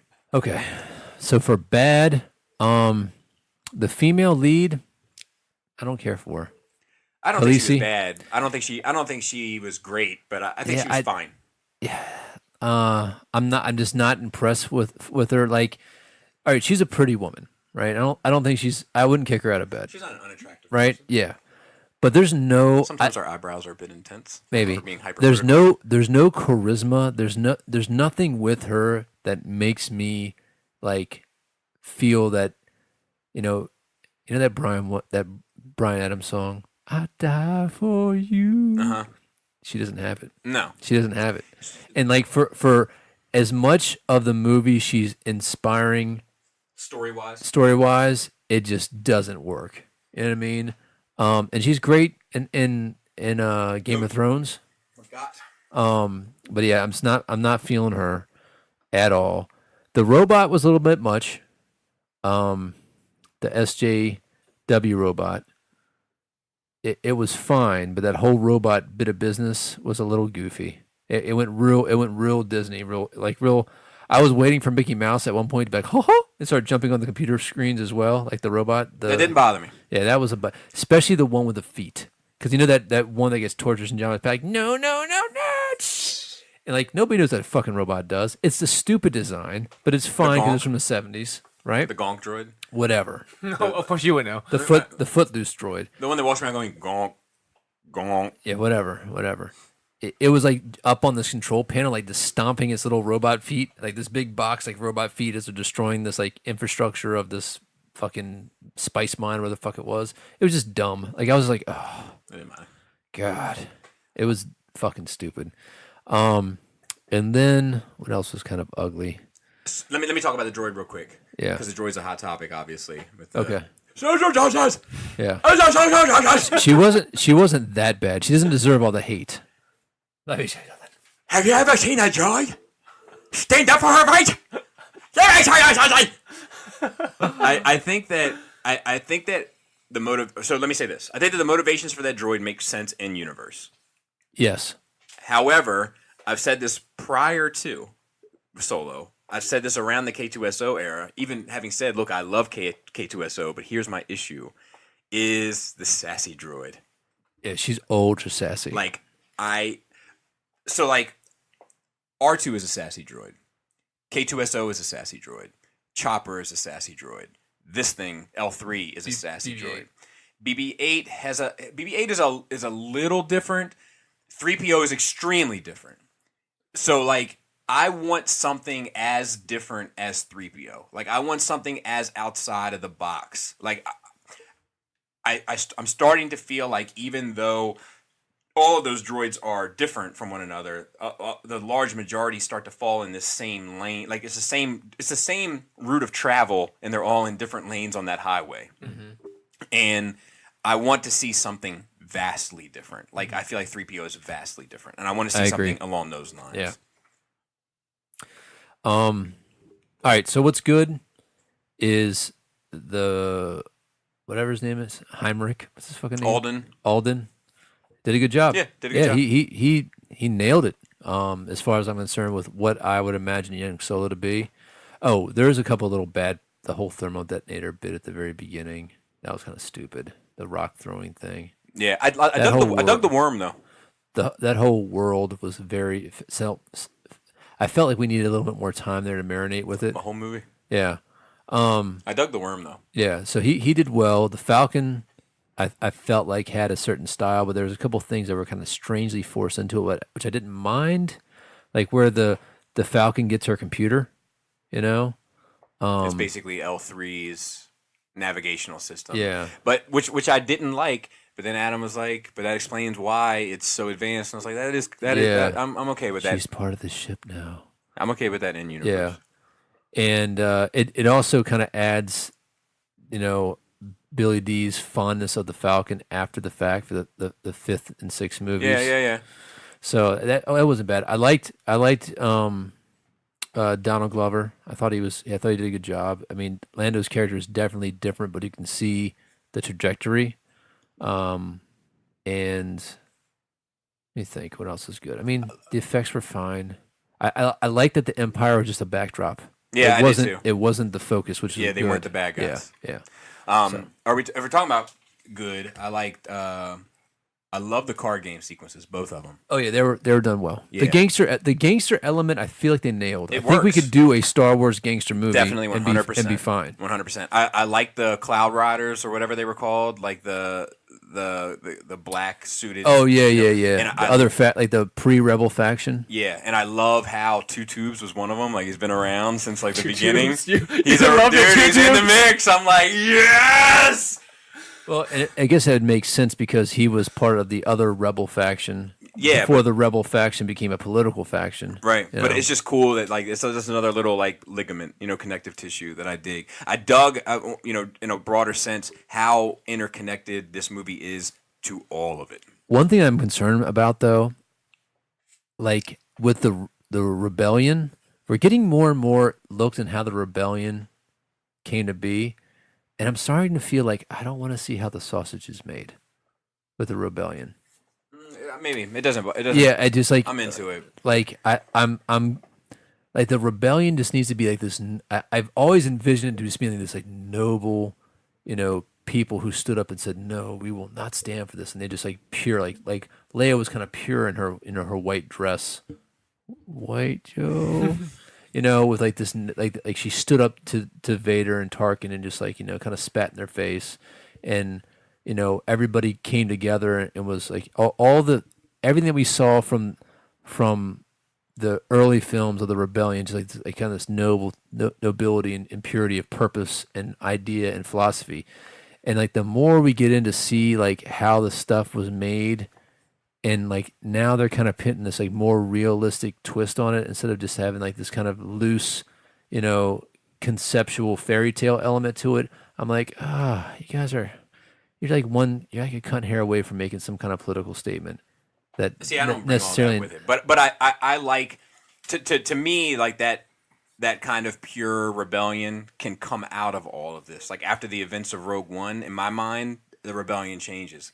The bureaucracy of the rebellion and the issues behind the scenes, all that changes. Yeah, but like we're seeing like the beginning of the rebellion in this one, right? Which is why it's okay for me. Yeah, but it's like, and it's okay that like all of these different concepts would exist as to what being part of this organization means. Yeah, like all that really, really works for me. Yeah, but like then you start to analyze it, and it started with a group of individuals who their resources were taken, so they became pirates and started murdering and thieving. Robin Hoods. Yeah, but like there's versions of Robin Hood where they're killing people. You know what I mean? Well, yeah, I mean like they became fucking Viking raiders. So I mean, just like if you I get where you're coming from. Yeah. I just disagree. You disagree they were killing people? No, that is bothersome. I think it's cool. Like where you see it as an issue, to me, I'm like, that's fucking cool. I mean, it is interesting to go that way, but I'm saying it's like I would just like if I was a story writer, if I was a storyteller, I would caution that because I think that leads to places that might not be the intention. Like you start to change what you've already built. And that's always been my issue with these prequel movies. You got to be really careful. It's a slippery slope to mean something else. It can, but to me, it's also like if you don't take chances, then we're just seeing the same thing over and over and over again, and that's not what I want. Yeah. Maybe we've seen it already. But No. I'm saying like maybe we've seen what we need to see of that. I haven't. Yeah. Okay. I'm enjoying it. Like it's part of that element of it. That and then the criminal element, which we're getting ready to get into, is my favorite element of Solo. Like the movie, like in terms of the broader universe. Mm-hmm. So the criminal element. Last chance, Joe and Dante. Yeah, we didn't want to say. We want to. You sure? Last chance. Listen. I wouldn't want this spoiled for me. Yeah, it's a big deal. I probably won't watch it till it comes out on streaming. So I'm sure Dante, it's kind of a big deal.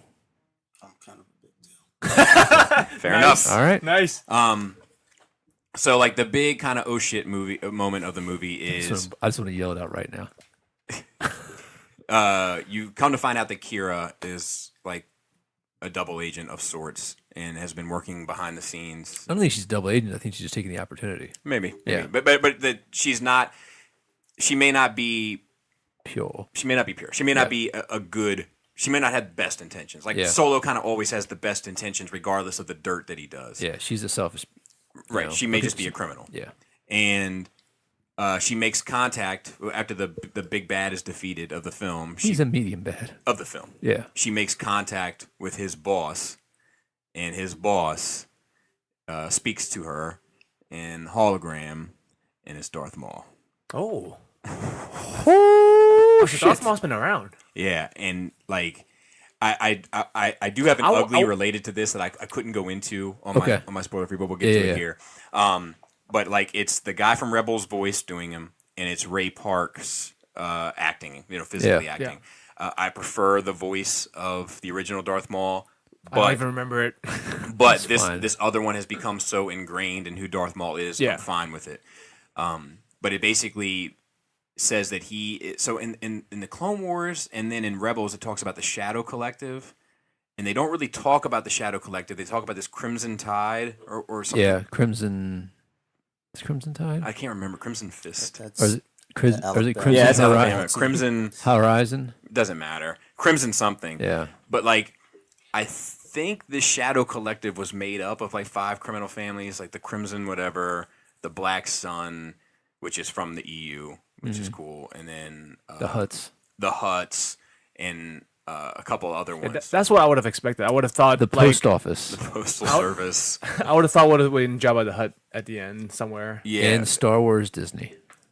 So it's cool, and it's cool to see him, and it like. I personally I think that it may not be the wisest choice because I think it's going to confuse the shit out of a lot of the general audience. Yes. Yeah. But it was impactful as fuck. It's impactful as fuck, and I love that, like Infinity War, not to put it on the same level because it's not, but it doesn't make any excuses. It just expects that you're up to date. With the robot legs? With the robot legs. Yeah. And so here's my only issue with it, right? So he's sitting there, he's got his hood on. As soon as I heard his voice, I knew it was him. Because you've watched the series. And then I did not. And then I saw the legs, and I was like, oh my God.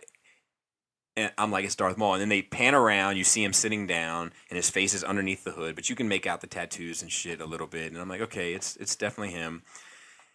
But in case you didn't know it was him, he takes his hood off. Of course. And then in case that didn't tell you it was him, he pulls out a lightsaber and turns it on. He pulls a lightsaber from across the room. Turns it on, and then I think he even turns it off before. Like he spins it. Can you imagine if that was how you said goodbye on the phone?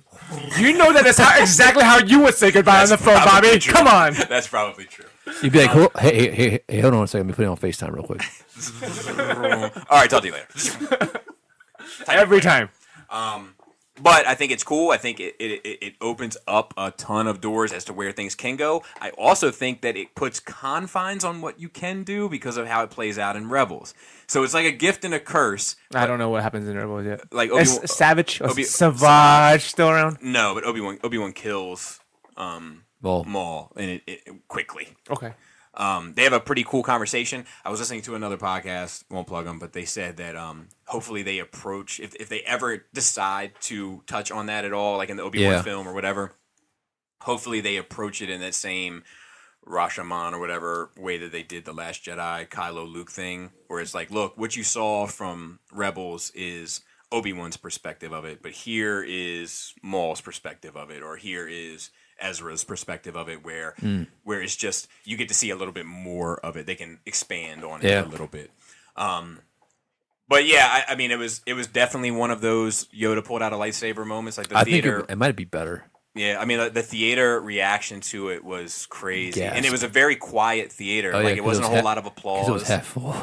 Yeah, I mean, it was more than half full, but it wasn't a whole lot of applause. It wasn't like it didn't have that opening night feel, for the most part. But that moment got a lot of reaction out of the crowd. Like I remember there was a guy yelling, "Holy fuck!" Which was I love those experiences. And I guess that's really it. I don't know. This is kind of how I feel about it, nuts and bolts, objectively and subjectively. Here's the objective opinion. I don't know if we needed this. Here's my subjective opinion, but I'm happy to have it. It's fair enough. Fair enough. And that should wrap up the show. Yeah, there's one other bad thing. And this comes at, it's not that I don't like this. It just comes down to the reality of it. As much as these stories keep on wanting to grow Star Wars, they kind of shrink it because now Han is involved with Darth Maul. You know what I mean? It shrinks. It's the universe. It's a smaller world, but it also expands it. And like the at the same time, I agree with that. I don't think that everything even though I enjoy it as a fan, I don't think that Jin needs to bump into Walrus face on Jeddah. Yeah, do you know what I mean? Like I don't feel like that needs to happen. As a fan, I enjoy the fuck out of it, but I don't think it needs to happen. But the Darth Maul one is big. Yeah, but I have mixed feelings about all that in general. So like, here's another example. Like a lot of these, all these Lucasfilm Disney movies, we get tons of new aliens. Yeah, and very little aliens that we're familiar with. Yeah, where I'm kind of like, I need some. Throw me a Twi'lek or something. Yeah, Greedo. Give me a Greedo. What is going on here? But it does make the universe bigger, but I'm not sure if I'm enjoying it as much. Do you know what I mean? In that regard. Well, and I'm not talking about just like the population. I'm talking about like how the intertwined. No, I understand. I'm just expanding on that. Yeah.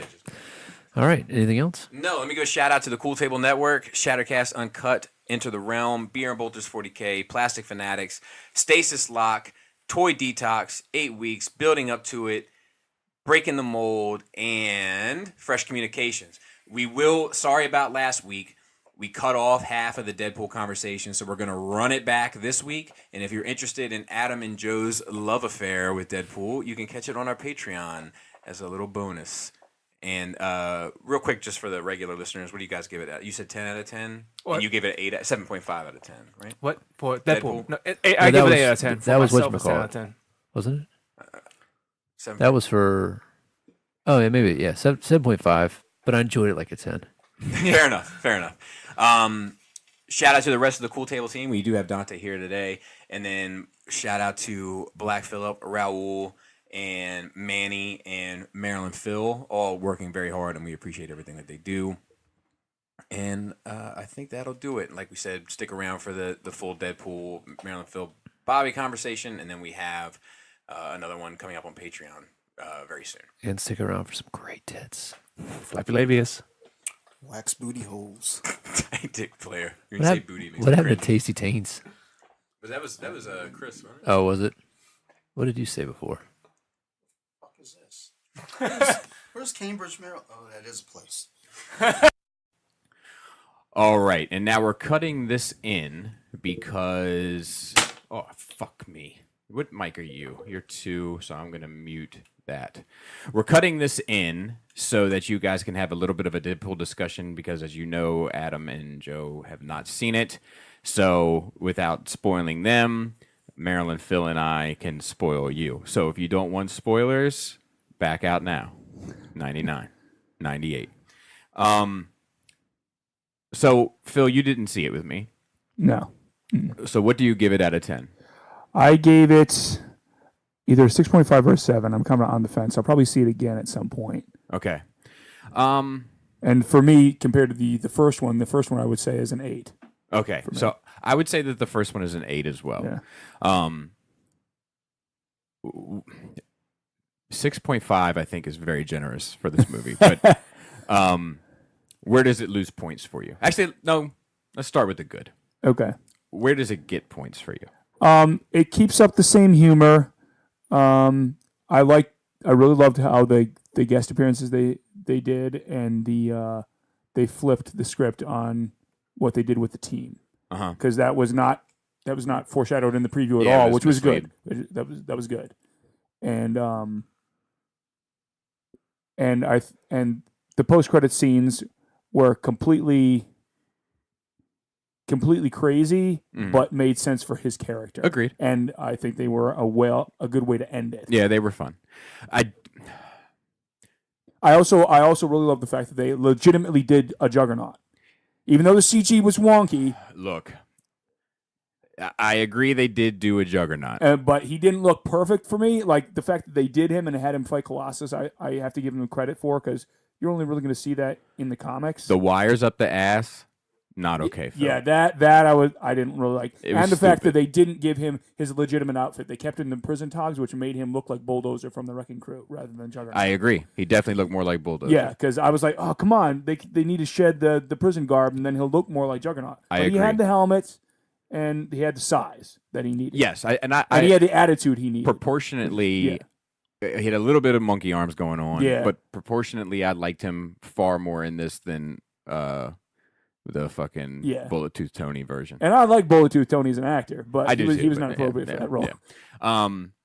And they actually acknowledged that he had ties to Xavier with his script. So I do sometimes, like, I do get this feeling with that end credit scene, which I think is good and funny and witty and all that kind of stuff. But at a certain point, it is like, it does, like, the constant Green Lantern and Wolverine origins, like, you signed up for that. You went on promotional runs for that and told us it was great. Yeah. So it comes across very hypocritical to me and very Hollywood to me to be like, it does. you know, this, if they were beloved, I don't think he would have shot himself for taking definitely not. So it's all because they were not well received that he's okay with. It comes across sometimes to me like he's picking on the retard. Yeah, I can see Ryan Reynolds having been like a classic bully. Yeah. Even if he had never been in Hollywood. And that's not to say that it turns me off, like, completely, because I still enjoyed that scene, and I think that scene is smart and funny and all that kind of stuff. But I it's just something I want to talk about, sort of, and this underlying thing underneath it where I'm like, fuck you, dude.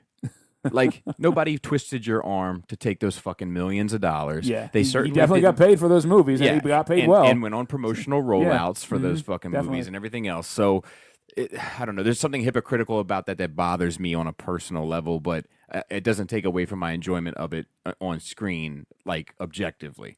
I liked how they were able to show him in an X-Force suit. Like, kind of by default. Like, that was clever, and it was a smart way to do it. I liked Juggernaut generally. I think that the CGI is off most of the film in general. You could see their budget limit by the end of the movie. All of the CGI was spent on his eyes, in his movements, because he looks flawless most of the time. Yeah. And I would even say that Cable looks pretty Yeah, flawless. he was most definitely of the time. the second one that was paid attention to. But I think, and the slowdown scenes for Zazie doing the domino bit, they did a really good job with. Mm-hmm. But other than that, you could see flaws in it. That car action sequence is really bad.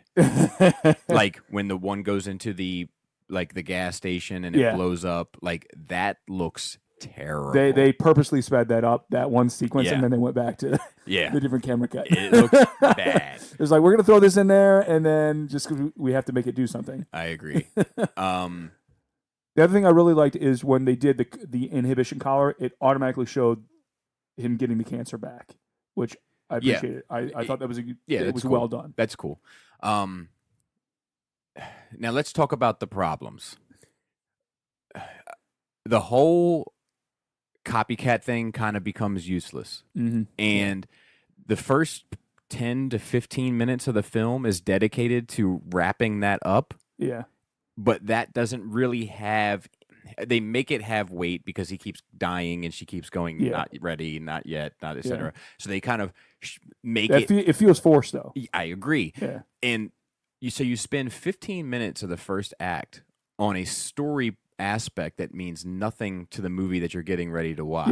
Yeah. It means they should have had that as like a post credit scene at the end of the last movie. I agree. the movie itself lacks like the relationship between Deadpool and Cable. It's not there. Yeah, exactly. Well, that's one of my major problems. I went into this movie wanting to like it more than the first one because I like Cable more than I like Deadpool anyway. I'm not a huge X-Men fan, but I'm hoping, okay, they're going to do Cable. It's Josh Brolin. I know he's a good actor. He looks the part in the trailers. So give me the character. I'm glad to hear you say that, because when I gave my spoiler-free review on my channel, I got people saying like, dude, do you even read the comics? And I want to be like, dude, do you? Like, I can give you the whole scenario. I don't know much about all the X-Men stuff, but I know Cable's origin. I know his character. Yeah, and I know their relationship, that they become like best friends. Yeah, over time. Yeah, and I mean, their relationship ends up being like kind of like Mel Gibson and Danny Glover. You know what I mean? Yeah. And this movie doesn't have that at all. And then the death sequence with Deadpool at the end doesn't feel earned, and like all the sad feelings. Yeah. Cable sacrificing his chance to like it just I don't buy it. I don't buy it. I like Cable in this movie is very like paint by numbers, like you know, and then all of a sudden he has this huge character arc because of this 10-minute monologue that goes on for probably 7 minutes too much. Yeah. Like, so that was a big turnoff to me. Cable doesn't feel like Cable to me at all. It feels like Josh Brolin in cosplay to me. Domino. I was more okay with her, but they've changed her character significantly. Agreed. Now, I'm okay with her being a little bit more lighthearted. Yeah, because I think it fits in the world, and I think it 100%. And I think it fits for if that character really did exist. What would she be like? She wouldn't really care about anything. Agreed. So Agreed. It makes kind of more sense in the comic, but I kind of wanted to see a little bit of a darker aspect. But I would like to see a little bit of the darkness in her somewhere, and a little bit of callousness. Like, you know, I don't get that from her at all. I don't like the look of her. And look, this isn't. I was talking to somebody about it, and they were like, "Is it a black-white thing?" And I was like, "No, I actually don't mind the hair, but I would have liked more face paint or something." I don't like the hair, but I said it's not a black-white thing; it's a black-white thing. I would have liked to see some more face paint or some more discoloration and something, some more makeup or something. I want her to be black and white. Yeah, it can be played by an African American. Yeah, it could be played by an Egyptian, by an Indian, by a Yugoslavian. I don't give a fuck. But that's like the hallmark of her character look in the It's- comics, and they it's- didn't take it at all. It's Batman's ears. Yeah, they took one patch over the one eye, and that was it. Right, where she's got the Michael Jackson swag. Yeah, you know, and I just. So it's not like it's one thing or the other, but you changed who the character is. You changed how she treats important situations in her struggles in her life, and then you change how she looks. Like, so what is left that is her? Basically nothing. Yeah.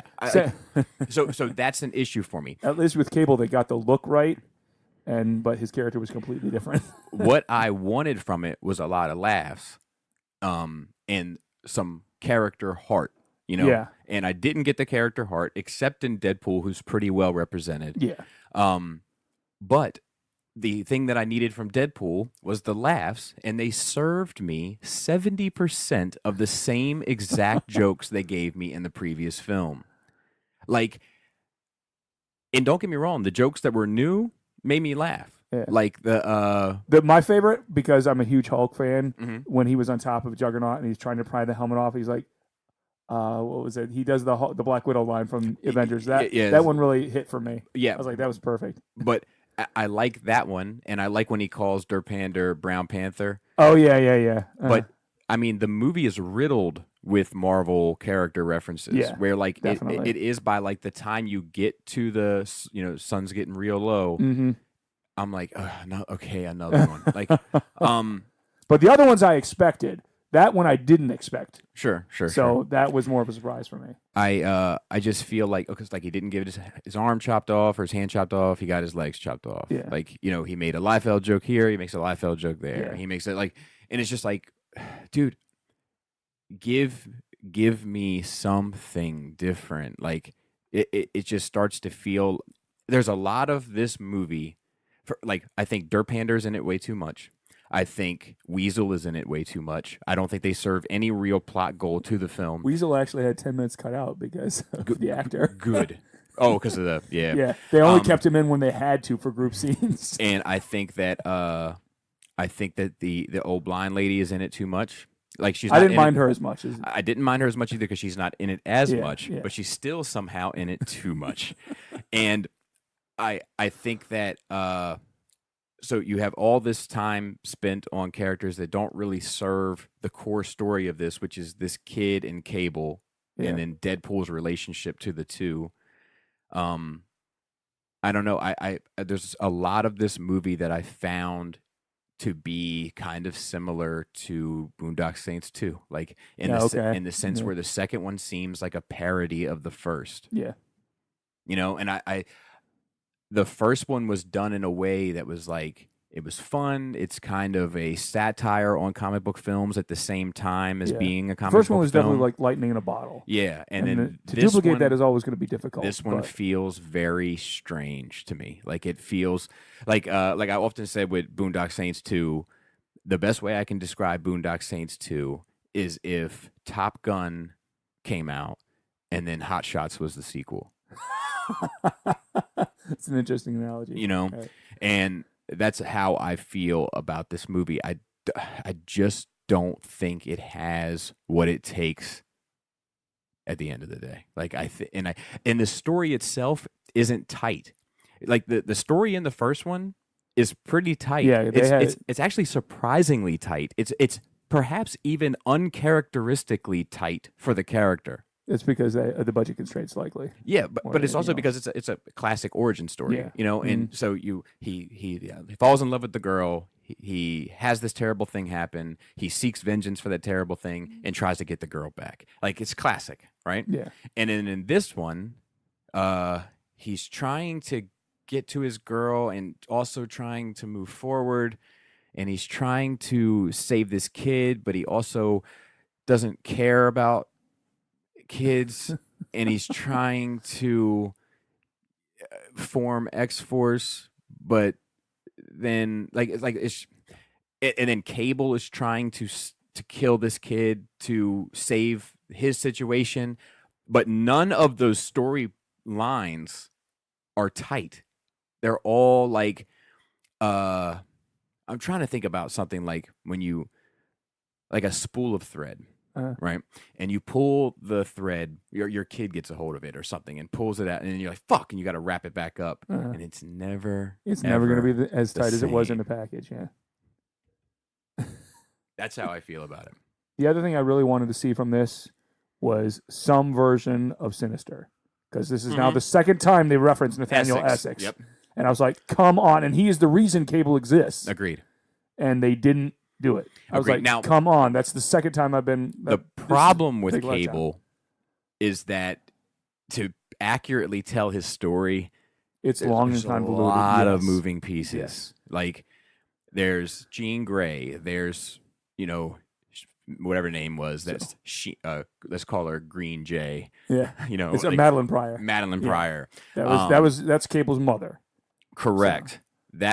That's Cable's mother. And Scott I really wish they would have talked about what the legacy virus is and explain what that is, but instead they didn't. Yep. They didn't even acknowledge it, and they didn't even give him powers. I was like, come on! And his powers in the cyber virus or whatever, the apocalypse shit, that they're intertwined.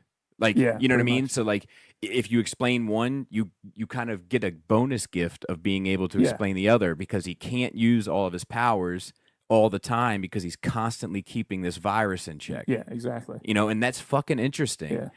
But I don't know. I don't know if Cable was the right choice. Like, I think that Cable might make a movie that I think is generally aimed towards simpletons a little too complicated. And let me say that to say this, I thoroughly enjoyed the first one because I too am a bit of a simpleton at times. Do you know what I mean? Yeah. But like it was like putting homemade tortellini from Little Italy in ragu. Yeah, it's not the same. It's not worth it. Yeah. I really wish this would have come out before Infinity War because Brolin was so good as Thanos in Infinity War. And I don't think he's bad necessarily as Cable. I think it's a writing thing. Yeah, definitely. Yeah, okay. But I saw like the expanse of what he could do. Yeah. Basically having a digital face. Yeah, And you come to this when it's his legit face, and there's digital effects on him. But this is when, and they didn't give him what he should have been given as an actor. Agreed. And it was like, yeah, such a letdown after seeing him as Thanos. I was like, man, this is sad. so like, I think that is at the end of the day, it's the few saving graces that it has for me.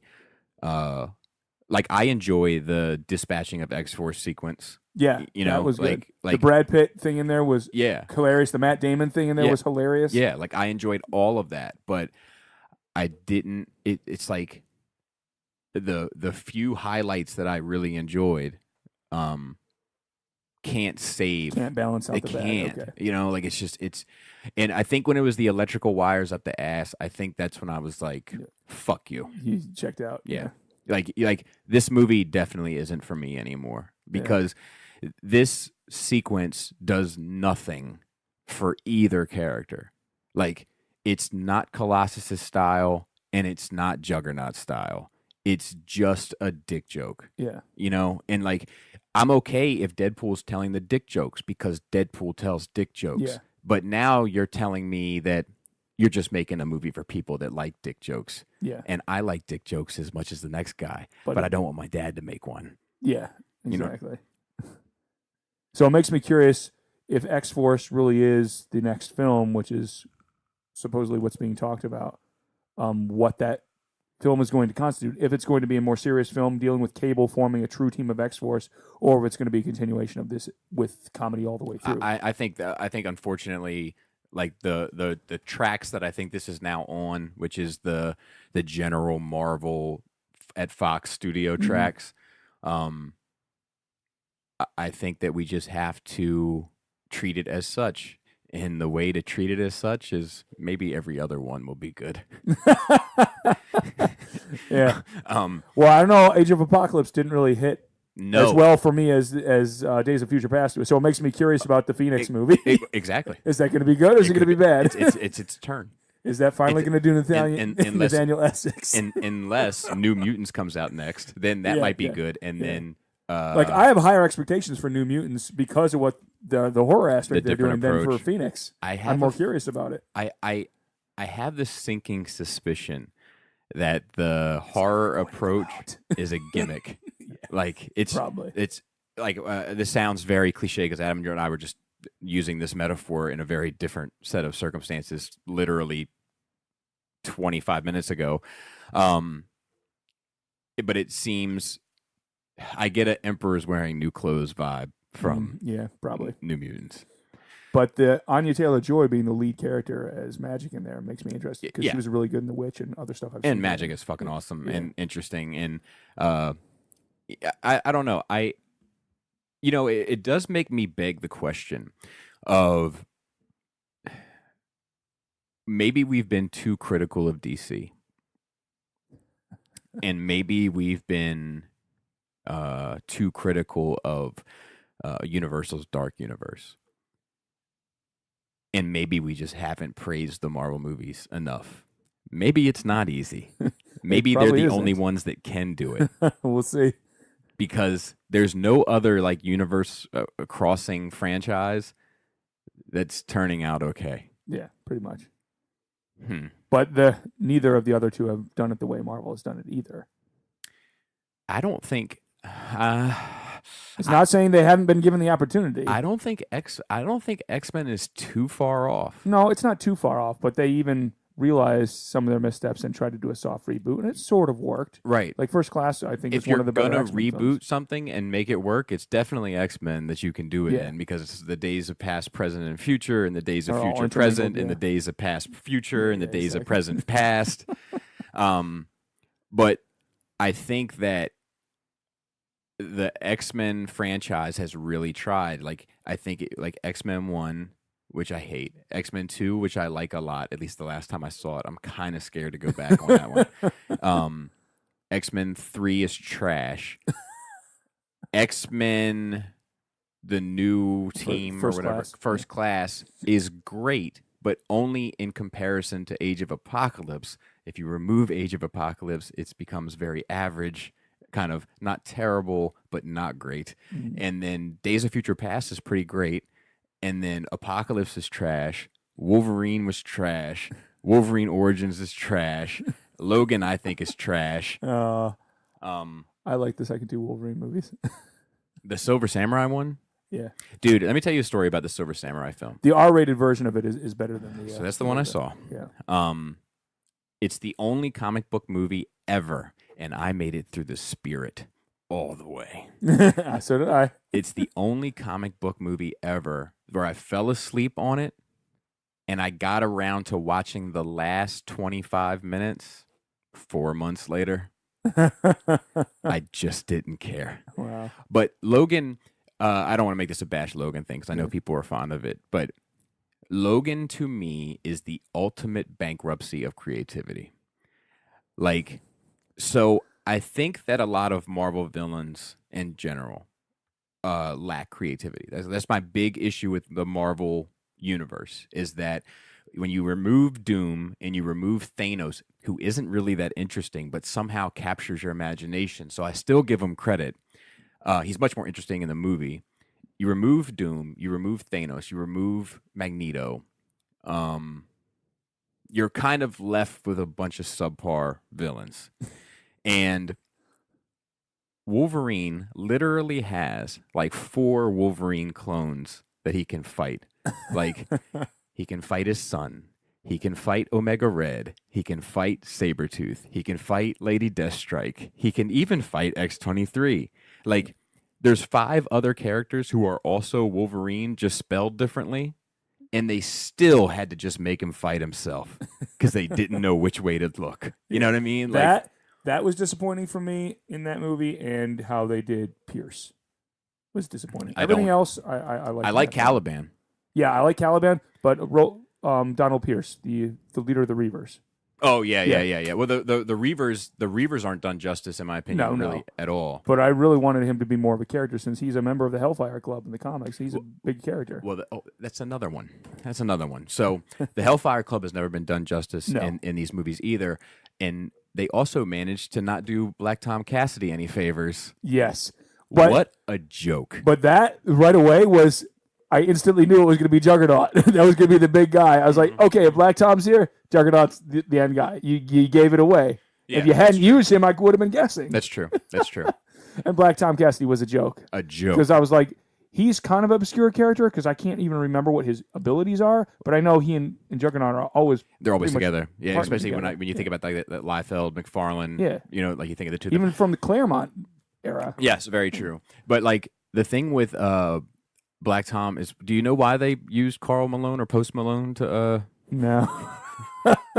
But you say you like the Juggernaut song. Yeah. Did you like the Black Tom Cassidy song? Do you remember it? I barely remember it.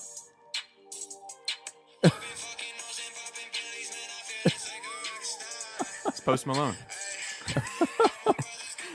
I do recognize it now. I don't know why they made him look like that. Like, what a fucking asshole. Oh, God. All right. Well, I think we can wrap it up there, Phil. I think that that's a pretty decent... I mean, we both... I think we both generally agree on the film. Yeah. It's just at the end of the day, I'm willing to give it more of a pass. You found it more enjoyable. Yeah, it was more entertaining. Huh. That's interesting. I find that specifically interesting. I'm guessing that because the way Cable was handled here, I'm guessing we'll see that's how Venom will be handled in the Venom film, where it'll be Venom basically in name and sort of character, but and he'll be have the look. Not. I hope that's not. about it. I hope not, but top 3 X-Men movies for me. Probably Days of Future Past is my number 1. Okay.